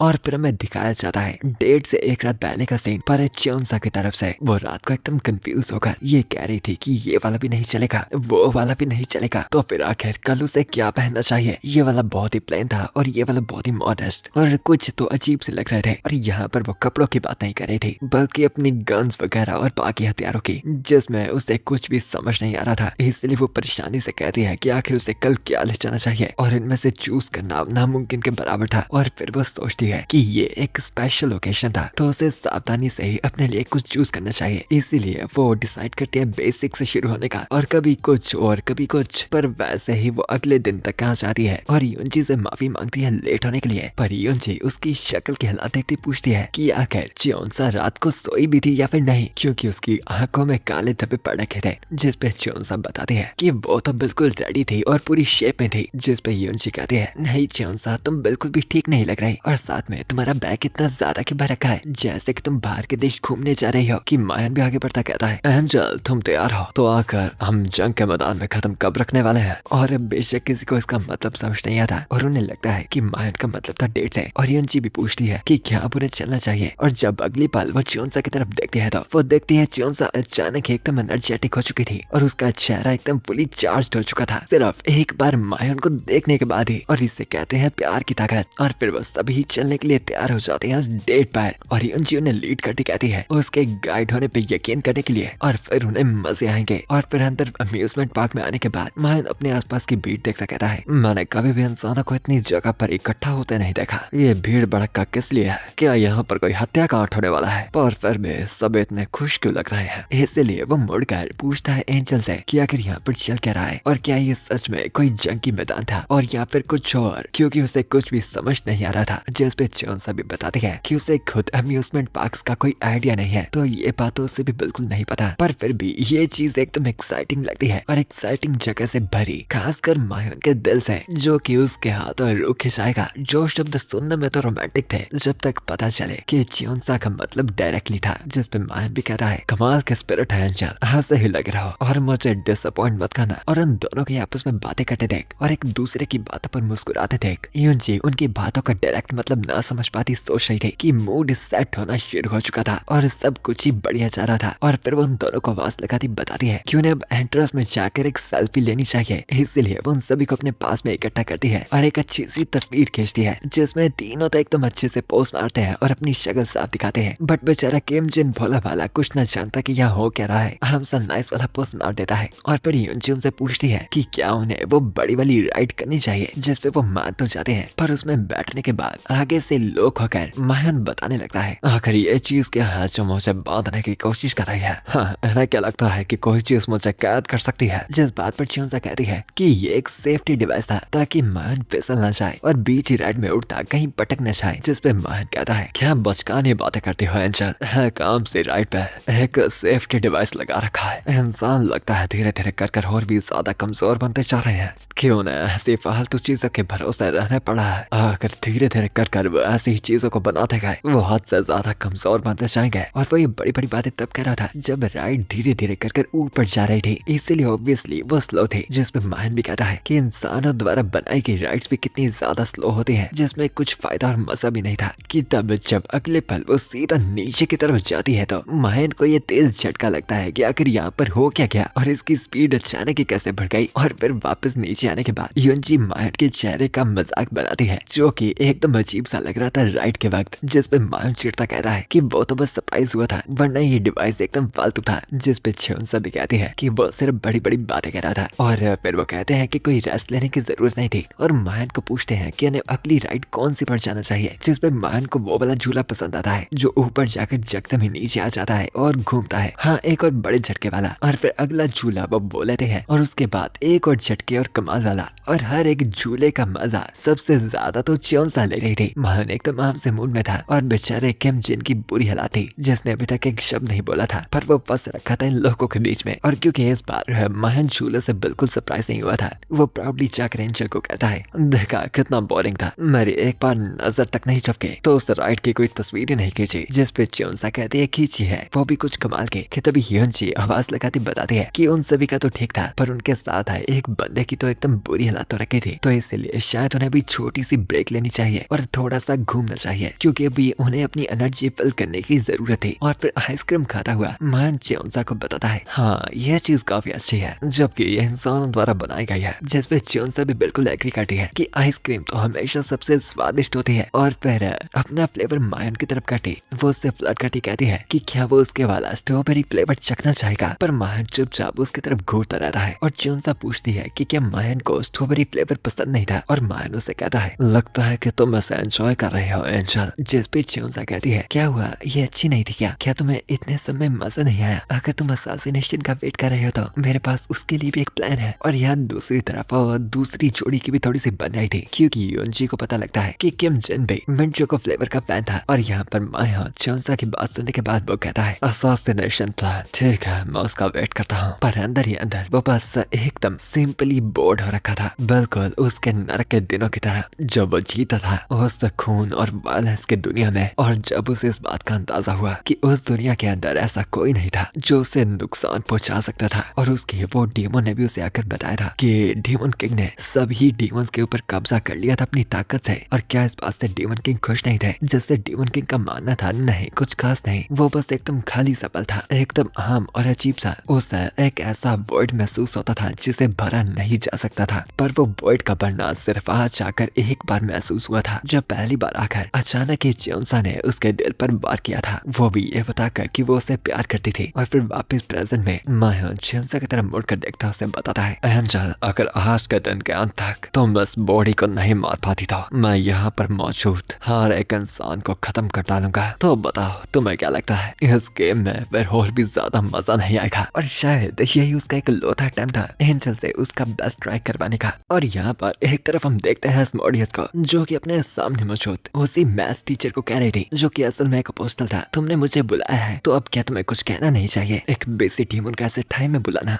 आखिर इसकी वजह क्या हो सकती है? और वो अपोस्टल फोन चला रहा उसे बताता है कि सच में से काफी सरप्राइज लगा कि एस्मोडियस ने उसकी कॉल को उठा लिया, जिससे वो कंफ्यूज तक हो गया। जिस पे वो कहते हैं कि आखिर इसमें कंफ्यूजिंग क्या था? जिस पे अपोस्टल बताता है तुम और मैं दोनों है डीमन किंग का, इस इंसान ये बनने खेल में बीच में नहीं आ सकता है, तो हम दोनों ही एक अलग ही साइड पर फंस चुके हैं जो ना ही अभी इधर के हैं और ना ही अभी उधर का। जिस पे फिर वो बताता है कि उसने तो उसे यहाँ पर बुलाया था एक ट्रैप बनाकर उसे यहाँ पर ही रखने के लिए, पर उसे क्या पता था एस्मोडियस इतनी जल्दी मान जाएगी। जिस पे वो बताती है कि बस इतनी छोटी सी बात थी तो कोई चक्कर नहीं, क्योंकि उसे ऑर्डर मिला गया था उन्हें ना फॉलो करने का। पर फिर उसकी तरफ तीखी नजरों से देखती वो कहती है कि वो उस टीचर में काफी उत्सुक थे और वो उसे कहती है उसकी साइड में आने के लिए। और फिर एकदम अपनी फ्लर्टिंग चालू करती उसे अपने हवस में खींचने के लिए। वो कहती है आखिर तुम्हारी टाइप क्या है? बेशक मुझे चूज करने के लिए टाइप्स का फर्क नहीं पड़ता क्योंकि मैं हर एक की टाइप हूँ। तो बताओ तुम्हें मुझे देखकर अभी भी कुछ महसूस नहीं होता? जिस पे वो पोस्टल सिर नीचे करता कहता है कम से कम मैं उस व्यक्ति को चूज करूंगा जैसे सही जगह और सही टाइम चूज करना आता हो, क्योंकि एक्चुअली में वो ये सारी फ्लर्टिंग ओपनली कैफे में कर रही थी और सभी लोग उन्हें घूर रहे थे और कह रहे थे कि ये लड़की तो बहुत ही ज्यादा ओपन थी। कि फिर एकदम चिड़ी हुई ऑस्मोडियस कहती है कि आखिर उस पोस्टल की प्रॉब्लम क्या थी और उसने डीमन किंग के अलावा अभी भी उसके जैसा कोई नहीं देखा था। जिस पे वो बताता है अगर कोई प्रॉब्लम है तो बेशक मेरे मानने से वो प्रॉब्लम मेरी साइड से आ रही है, परंतु अगर मैं अपनी कमजोरी को अपना हथियार बना लूं ये चीज सबसे बेहतर नहीं रहेगी। और वही मायन और च्योंसा को एक्चुअली में फोन से देखते हुए यानी किसी सीक्रेट तरीके से वो भी उन पर नजर रख रहा था। वो पादरी फिर सोचता है कि कुछ लोगों से बिल्कुल उल्टा, वो कभी भी ऐसी प्योरिटी लेकर पैदा नहीं हुआ था जो डीमंस के लिए भी घातक होती हो। और यहाँ पर फिर हम वापस अम्यूजमेंट पार्क में आ जाते हैं जहाँ पर अब च्योंसा अपने मन में सोच रही थी कि आखिर माया ने अचानक ही ऐसा प्रपोजल क्यों आके रखा था, आखिर वो सिविलियंस को इतनी बड़ी जगह पर मारने के लिए रेडी क्यों था जिससे बहुत ही बड़ी मुश्किल क्रिएट हो सकती थी। जिस पे वो भी सोच रही थी कि वो तो इस चीज के लिए खुद से एक्साइटेड हो जाती। वो सब तो है बट फिर भी अब तक तो मायन को बिल्कुल भी परवाह नहीं थी। उसे ना ही अपनी सराउंडिंग से फर्क था कि उसके आसपास के लोग क्या करते हैं और उनका क्या चल रहा है। तो फिर आखिर अचानक ही उसने ऐसी कंडीशन को सेटअप क्यों किया जिस पे फिर च्योंसा को ख्याल आता है कि कहीं ऐसा तो नहीं मायन च्योंसा के हाथों से थोड़ा और जल्दी मरना चाहता था और वो पूरी कोशिश कर रहा था उसे ये कर पाने के लिए पुश करने में। और अगर ये बात थी तो वो बहुत ही ज्यादा नर्वस हो चुकी थी, इसलिए शर्मा कर वो नीचे बैठ जाती है और मायन भी उससे पूछता है कि आखिर वो क्या कर रही है और उन्हें आगे चलना चाहिए। और फिर वो पीछे अपने दोस्तों की तरफ मुड़ती है और देखते हैं कि यूनजी और किम जिन की भी बन रही थी और वो दोनों भी आपस में बातें कर रहे थे। इसलिए वो सोच रही थी कि उसका पहले तो प्लान था मायन को थोड़ा सा एक्साइटेड करके उसका गार्ड डाउन करने का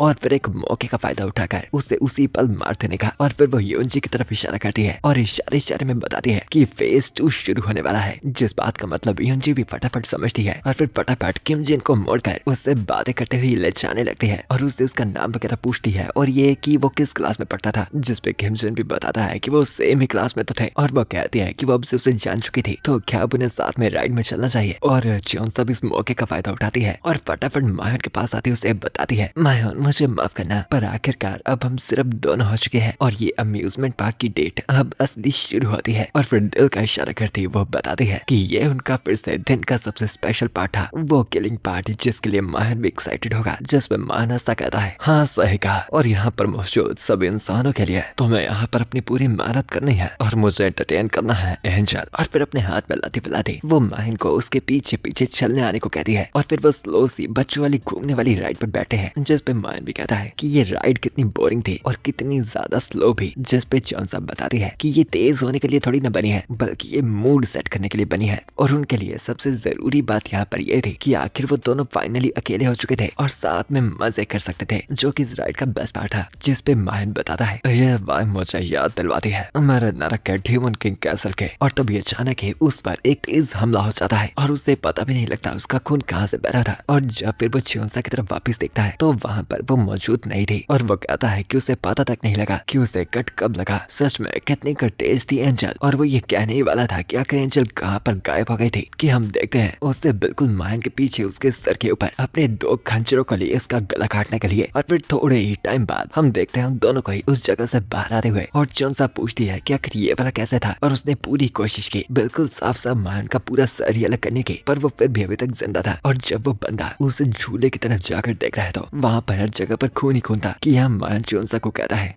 हाँ ये थोड़ा सा खतरनाक था शायद। और फिर वो उस जगह से आ जाते हैं और चियोंसा फिर बताती है कि इस चीज के बावजूद भी माहन का सिर बिल्कुल सही था, पर अब उसके कपड़े एकदम गंदे हो चुके थे। जिस पे वो बताता है कि उसे इस चीज की परवाह नहीं, इसलिए एंजल उसे बताती है कि फिर भी माहन के कपड़े उसकी वजह से गंदे हुए थे तो उसे यहाँ पर बस थोड़ी देर के लिए वेट करना था। और उसके जाते ही अपनी गर्दन पर हाथ फेरता माहन सोच रहा था, उसका प्लान था मेरा पूरा सर उखाड़ने का। कितनी एरोगेंट है, इस दुनिया में ऐसा कुछ नहीं है जो मुझे नुकसान पहुंचा पाए। पर फिर भी मुझे बिल्कुल भी मजा नहीं आया, बस थोड़ा और, मुझे बस मौत के थोड़ा और करीब पहुंचाओ, मुझे याद करवाओ वो असल मौत का एहसास। आखिर सच में क्या होता है, आखिर क्या मतलब होता है जीवित होने का। और तभी चियोंसा वहाँ पर एक लिफाफा लेकर आती है जिसमें कपड़े थे और वो बताते हैं कि उसे पता नहीं था कि माहन को कौन से पसंद आएंगे, इसलिए वो काफी सारे ही खरीद कर लेकर आ गई। और फिर वो डाल लेता है पूरे ही ब्लैक कपड़े, जिसपे वो बताती है कि वो ब्लैक इसलिए लेकर आई थी क्योंकि अगर इसमें खून गिर भी गया तो वो इतनी आसानी से नहीं दिखेगा। पर बेशक वो पूरी कोशिश करेगी उन्हें अच्छे से गंदा ना करने की। और साथ ही साथ वो उसके लिए एक और चीज लेकर आई थी और फिर उसके करीब जा उसके सर पर वो लगा देती है उन नकली सिंगों को, जिससे मान चिढ़ता कहता है, तो तुम्हें भी पता है ऐसी बखूद चीजें कैसे करते हैं, तो क्या तुम मेरा मजाक बना रही हो। जिसपे चियोंसा कहती है कि नहीं ऐसा नहीं था, बल्कि ये तो माहन को एकदम सूट करते थे। और साथ ही उसने सुना था कि सभी डेमंस के सिंग होते हैं। जिस पर माहन बताता है, ऐसे छोटे से खिलौने से मेरे सिंग कंपैरिजन में बहुत ही ज्यादा कमाल थे, और किसी दिन अगर तुम मेरा असली रूप देखोगे तो मुझे उम्मीद है तुम एकदम डरपोकों की तरह डर न जाओ और वहीं बेहोश न हो जाओ। पर एक्चुअली में डेमन ट्रांसफॉर्मेशन इंसानी दुनिया में अच्छे से काम नहीं करता था। जिस पे चियोंसा शर्माती कहती है कि उसे सच में उम्मीद है कि वो कभी ऐसा देख पाए, पर बेशक वो सिर्फ तब होगा अगर माहन आज जिंदा बच जाता है तो। जिसपे वो कहता है, शाबाश, ऐसी ही सोच होनी चाहिए, एकदम पॉजिटिव। तो बताओ आगे हमें अब कहाँ चलना है। जिसपे वो इशारा करती है हॉन्टेड प्लेस की तरफ, जिसे पढ़ता माहन कहता है कि क्या ये जगह भी नरक की तरह थी। जिसपे वो बताती है कि नरक की तरह तो नहीं, बल्कि कुछ हिसाब से थोड़ी बहुत अलग तो थी। और फिर वो दोनों ही उस हॉन्टेड प्लेस में एंटर कर जाते हैं और जल्दी जल्दी चियोंसा से पूछती है कि आखिर नरक में रहना कैसा लगता था। जिसपे वो कहता है कि आखिर चियोंसा को अचानक ही नरक के बारे में जानने में दिलचस्पी कहाँ से आ गई। और मन में वो सोच रहा था उस जगह पर हर एक दिन एक जंग होती थी, तबाही और कत्लेआम, यह वहाँ की डेली लाइफ थे, वही चीज वहाँ का सब कुछ था। और चियोंसा को भी वो बता रहा था, पर फिर भी मैंने सभी पे रूल किया। दर्द की आवाज से मिटना शुरू हो गए जब तक वहाँ पर कुछ नहीं बचा, सिर्फ एकदम सन्नाटे है। और उसके बाद मैं यहाँ पर आकर तुमसे मिला इस इंसानी दुनिया में, और तुम फिर। और तभी अचानक ही जब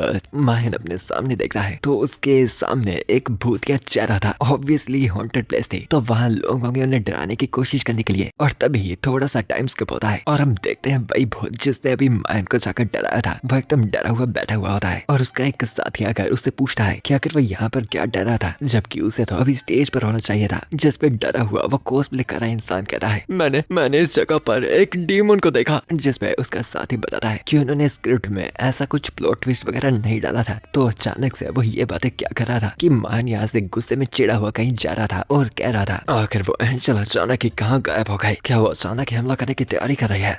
माना ये किसी तरह का डायवर्शन कहा जा सकता है, पर यह चीज करना है एकदम पागलपन है। और तभी अपने सामने उसे कुछ छोड़ ले जाता दिखता है, जिस पे माहिर चिल्लाता है तुम एक औरत हो या तुम कहीं एंजल तो नहीं? और या तुम मुझे ये बताओ कि क्या तुमने एक लड़के को इस जगह पर आता हुआ देखा है कि अचानक ही वो लड़की एकदम डरावने तरीके में माहिर को डराने के लिए उस पर एकदम ही जंप करती है और जोर से चीख पड़ती है कि माहिर एकदम ही गुस्सा हो जाता है और उसकी आंख लाल झपकने लगती है और वो गुस्से में कहता है आखिर अब तुम्हें क्या चाहिए? और अब थोड़े ही टाइम बाद वो भूतनी बनी लड़की भी वहीं उस आदमी के पास आकर डरने लगती है और वो साइड में खड़ा उनका साथी कहता है कि आजकल काम करने के लिए लोग भी कितने डरपोक से आ गए थे, जो डराने के काम में खुद डर जाते थे कि वहाँ एंजल को ढूंढ रहा माहिर चिड़ा कह रहा था ये पागलपन है, क्या अजीब से लोग हैं। इन्हें क्या लगता है कि क्या ये उनसे डर का प्रतिरोध बन जाएंगे? क्या ये जानते भी हैं कि असली डर कैसे कहते हैं? कि तभी माहिर को आवाज आती है जो कि मोस्ट लाइकली चौंसा की थी, जो बताती है कि वो बिल्कुल एग्री करती थी। डर डिमांड करता था दिल से आई सिंसियरिटी को, किसी को डराना और एकदम कम बात देना। और जरूरी बात ये थी परफेक्ट टाइमिंग के लिए पेशेंस। और ये बातें करते करते वो अचानक से ही माहिर के ऊपर चारों तरफ से हमले करना शुरू कर देती है। उसकी चारों तरफ से कभी इधर कभी उधर से उसे कट लग रहे थे और तभी अचानक ही कहीं पीछे से ही चौंसा आकर उसके सीने में तेज खंजर दे मारती है और माहिर को बताती है डर भी काफी तरह प्यार की तरह लगता है, तुम्हें नहीं लगता? मुझे तुमसे बहुत ज्यादा प्यार है माहिर, इसीलिए मैं तुम्हारे दिल को रोकना चाहती हूँ। जिस पे माहिर मुस्कुराता कहता है ओह यह तो एकदम सच्चा है, मैं इतनी कमाल की धमकी में साफ साफ तुम्हारा सच महसूस कर पा रहा हूँ। मुझे और भी ज्यादा एंटरटेन करो एंजल, मैं अभी तक मरा नहीं हूँ। नहीं, यहाँ पर उससे भी उल्टा है, मुझे इस पल सबसे ज्यादा जीवित महसूस हो रहा है। और वो भी वापस में उसकी तरफ बाहर करने की कोशिश करता है, पर चौंसा की प्योरिटी उसके शरीर को एकदम कमजोर बना रही थी। इसीलिए बचती चौंसा कहती है कि यह बिल्कुल भी मर ही नहीं पाता और जितनी बार ये बच जाता है और जितना ज्यादा ये बचता है वो विश करती है कि वो बस उसके हाथों मारा जाए। और वो दोनों एक दूसरे पे वार कर रहे थे,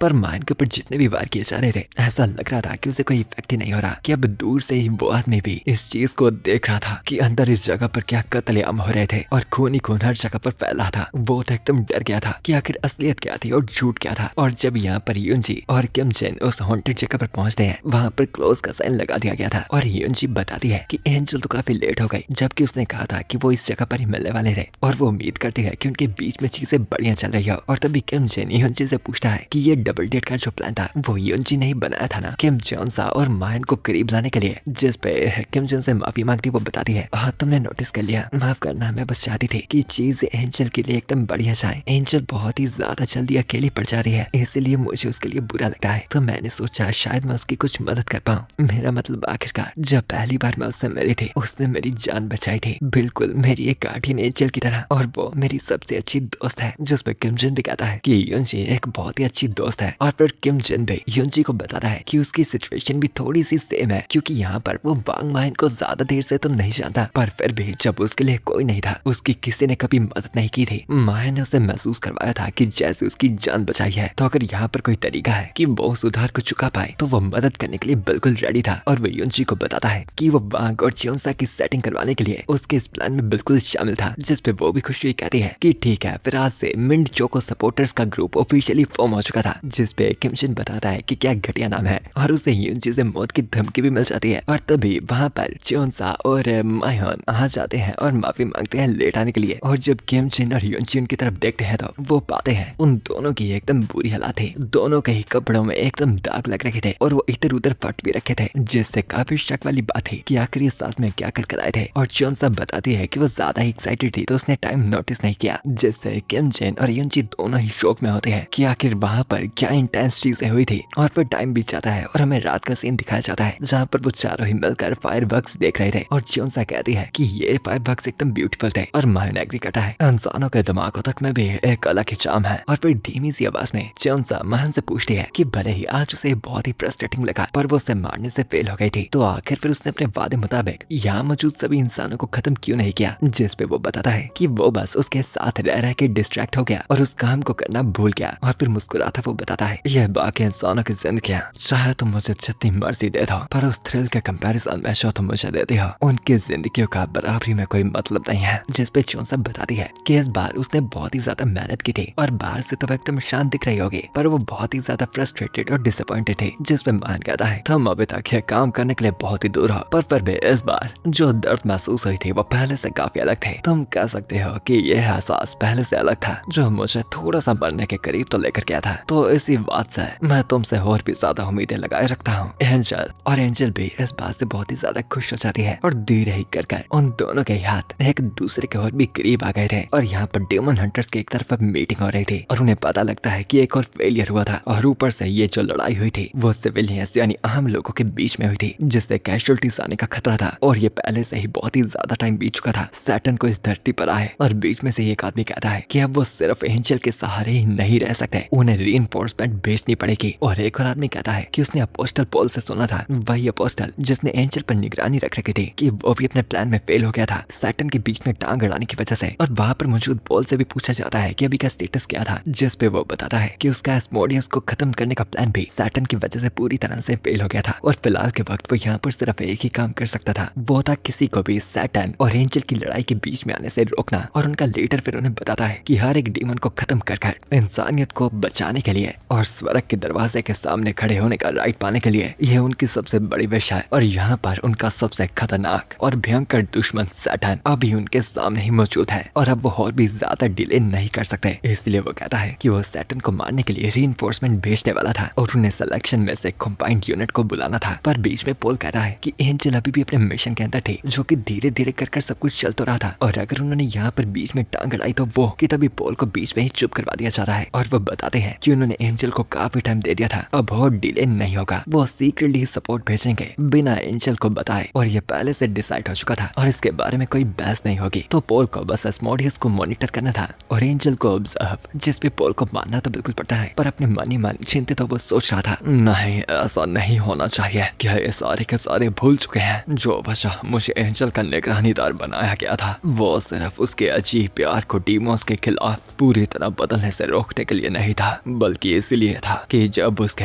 इस अजीब से प्यार के बीच में कोई आ जाता है तो कोई भी उसके आतंक से नहीं बच पाता। और शायद ऐसा कुछ पहले भी पास्ट में हो चुका था, और क्योंकि अब वो मायन को टारगेट करना शुरू हो गए थे तो शायद एंजल उनके खिलाफ भी चल पड़े। बट देखते हैं चियोंसा का थोड़ा सा पास का सीन, जहाँ पर वो बता रही थी कि उसे कुछ भी महसूस नहीं होता था, कोई भी उसे समझ नहीं पाता था, उसके जैसे व्यक्ति को कोई भी समझ नहीं पाता था। और तभी एक दिन प्लेग्राउंड में एक अंकल एक बच्चे को उसकी नजरों में देखने के लिए कह रहा था और उसे बता रहा था कि अगर वो बच्चा उसके साथ आएगा तो वो उसे काफी अच्छी चीजें लेकर देगा। पर चियोंसा यहाँ पर वो चीजें देख पा रही थी जो बाकी बच्चे नहीं देख पाते थे। और फिर उस आदमी ने चियोंसा की तरफ मुड़कर भी देखा था और उससे पूछा था, बेटी अगर तुम मेरे से स्टेयरिंग कॉन्टेस्ट जीत गई तो मैं तुम्हें भी कुछ लेकर दूंगा, एक कमाल का तोहफा। और वैसे ही अपनी उस डिमोनिक नजर से उस आदमी ने कोशिश की थी चियोंसा के भी दिमाग पे कंट्रोल पाने की, पर चियोंसा के लिए ये बदबूदार क्रिएचर्स क्या ये उसे कभी भी समझ सकते थे। और उसने चियोंसा को पकड़ने की कोशिश की थी कि अगले ही कुछ पलों बाद हम देखते हैं चियोंसा के चेहरे पर खून के दाग लग रखे थे। और तब एक आदमी आकर वहाँ पर कहता है, लगा था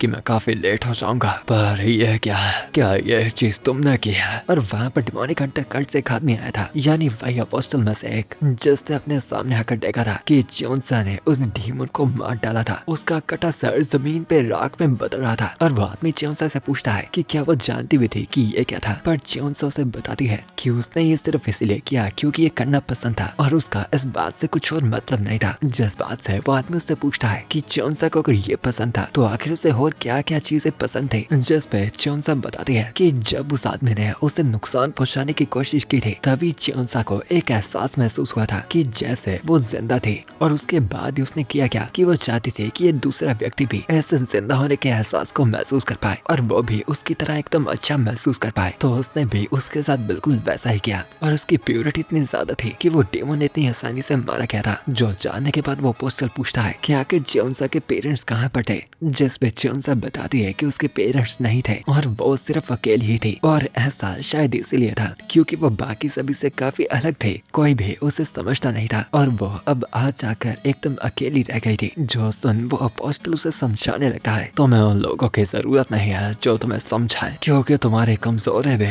एक दिन किसी की ताकत बन सकती है। बच्चे क्या ख्याल है, क्या तुम मेरे साथ चलना चाहोगे? और वैसे ही फिर वो अपोस्टल उसे अपने साथ एक चर्च में लेकर आ गया था और शायद यहीं से चियोंसा की शुरुआत हुई थी एक डीमन हंटर बनने की, क्योंकि उस अपोस्टल ने उसे बताया था कि जो काम को करने में चियोंसा माहिर थी वो उसे उसमें और भी ज्यादा बेहतर करेगा। कि तभी हम वापस प्रेजेंट में आते हैं और चियोंसा की अपनी नींद से आंखें खुलती है और आंखें खुलने के बाद ही वो देखती है कि 9 बजने ही वाले थे और वो काफी लेट हो गई थी, इसलिए फटाफट तैयार होकर वो प्यार में पड़ी हुई लड़की अपनी जवानी के प्यार का पीछा करती स्कूल की तरफ निकल पड़ती है अपने पूरे दिल से कि तभी चलते चलते वहीं पर उसे किम जन जमीन पर बैठा हुआ दिखता है और जोनसा उसके पास जाकर उसे हेलो करती है और उसे गुड मॉर्निंग करती बताती है कि वो दोनों ही लेट हो चुके थे और आखिर किम जन यहाँ पर क्या कर रहा था और उसकी बुरी हालात तो वो देखती है और उसका नाम याद करने की कोशिश करती है और बताती है तुम्हारा नाम वो जिसे मिंचो को पसंद है ना। जिस पे किम जन मना करता है कि बेशक बहन ये कैसा नाम था और फिर वहाँ से साथ में स्कूल की तरफ चलते हुए जोनसा पूछती है कि ये दाग फिर से कहाँ से आए थे, क्या ये फिर से उन पुलिस ने किया था। जिस पे हाँ करता वो कहता है कि हाँ वेल उसके लिए तो ये रोज का ही था, इन घावों को सहना और रोज मार खाना और नॉर्मली तो होता क्या था वो उसके पैसों को लेकर चले जाते थे पर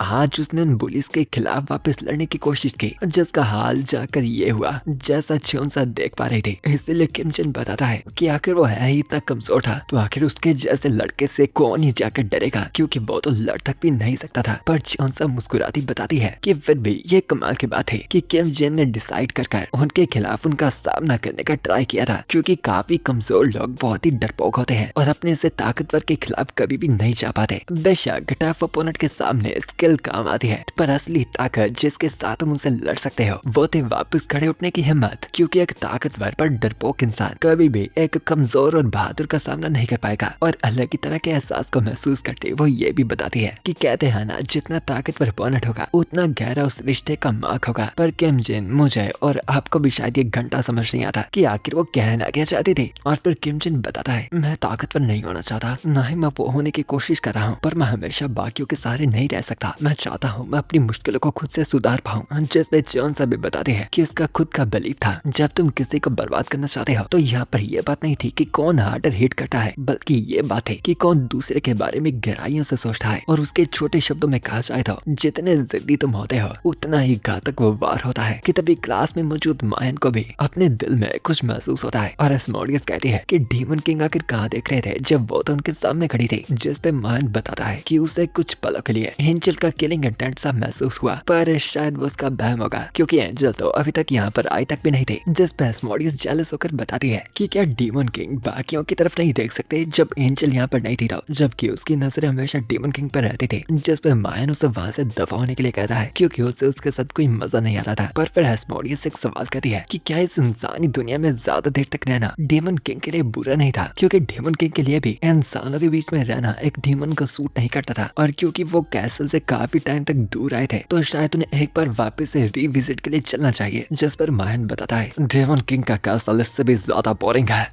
मैं वहाँ पर अभी नहीं जा रहा। कि एस्मोडियस फिर से कुछ बोलती कि उससे पहले मायन गुस्सा होकर कहता है एस्मोडियस तुम यहाँ पर हद से ज्यादा बोल रहे हो, मेरी सेफ्टी कोई ऐसी मामूली सी बात नहीं है जिसकी चिंता तुम्हें करने की जरूरत है और यहाँ तो शायद यहाँ पर मुझे तुम्हें तुम्हारी जगह याद दिलानी चाहिए और समझाना चाहिए कि मैं तुमसे ऊंचा क्यों हूँ। कि एकदम शर्माती ब्लश करती एस्मोडियस वापस से फ्लर्ट करती बताती है कि हाँ वैसे देखा जाए काफी टाइम तो हो चुका था कि डीमन किंग ने अपने हाथ उस पर फेरे हों और अगर वो पनिशमेंट के तौर पर ही होता वो उसे प्यार के तौर पर ट्रीट करेगी। और वो पूछती है कि आखिर डीमन किंग इस बैड डीमन को कैसे डिसिप्लिन करेंगे। कि तभी बीच में पॉल आवाज लगाता कहता है कि क्लास शुरू होने वाली थी तो सभी बच्चों को अपनी अपनी जगह पर जाकर बैठ जाना चाहिए। और अंदर ही अंदर से वो परेशान था कि आखिर अब एंजल कहाँ पर चली गई क्योंकि वही थी जो इस डीमन किंग को शांत रख सकती थी। कि तभी वो क्लास में एंटर करती बताती है कि वो लेट हो गई थी और वो सीधा जाती है मायन के पास और उससे प्यार से पूछती है कि क्या वो आज भी मरने के लिए तैयार था। जिस पे मायन मुस्कुराता कहता है बिल्कुल भी नहीं। और पॉल भी ये देखता हुआ अंदर ही कह रहा था कि फिलहाल के वक्त शांति बनाए रखने का एक ही तरीका था, इन्हें दबा कर रखना। पर आखिर ये शांति कब तक की बरकरार रहेगी किसे नहीं पता था। कि फिर मुस्कुराती हुई जोनसा मायन से पूछती है कि आखिर कल वाली चोटें कैसी थी, क्या वो कहीं सीरियस थे। जिस पे मायन मुंह फेर लेता है कि ना। और तभी हम देखते हैं कि उन पर स्नाइपर से कोई निशाना लगाकर मौजूद था और उन्हें देखता हुआ लंबी मुस्कुराहट देता हुआ वो व्यक्ति कहता है ठीक है तुम काफी अच्छे लग रहे हो, तुम्हारा शिकार बाद में करने में काफी मजा आएगा एंजल।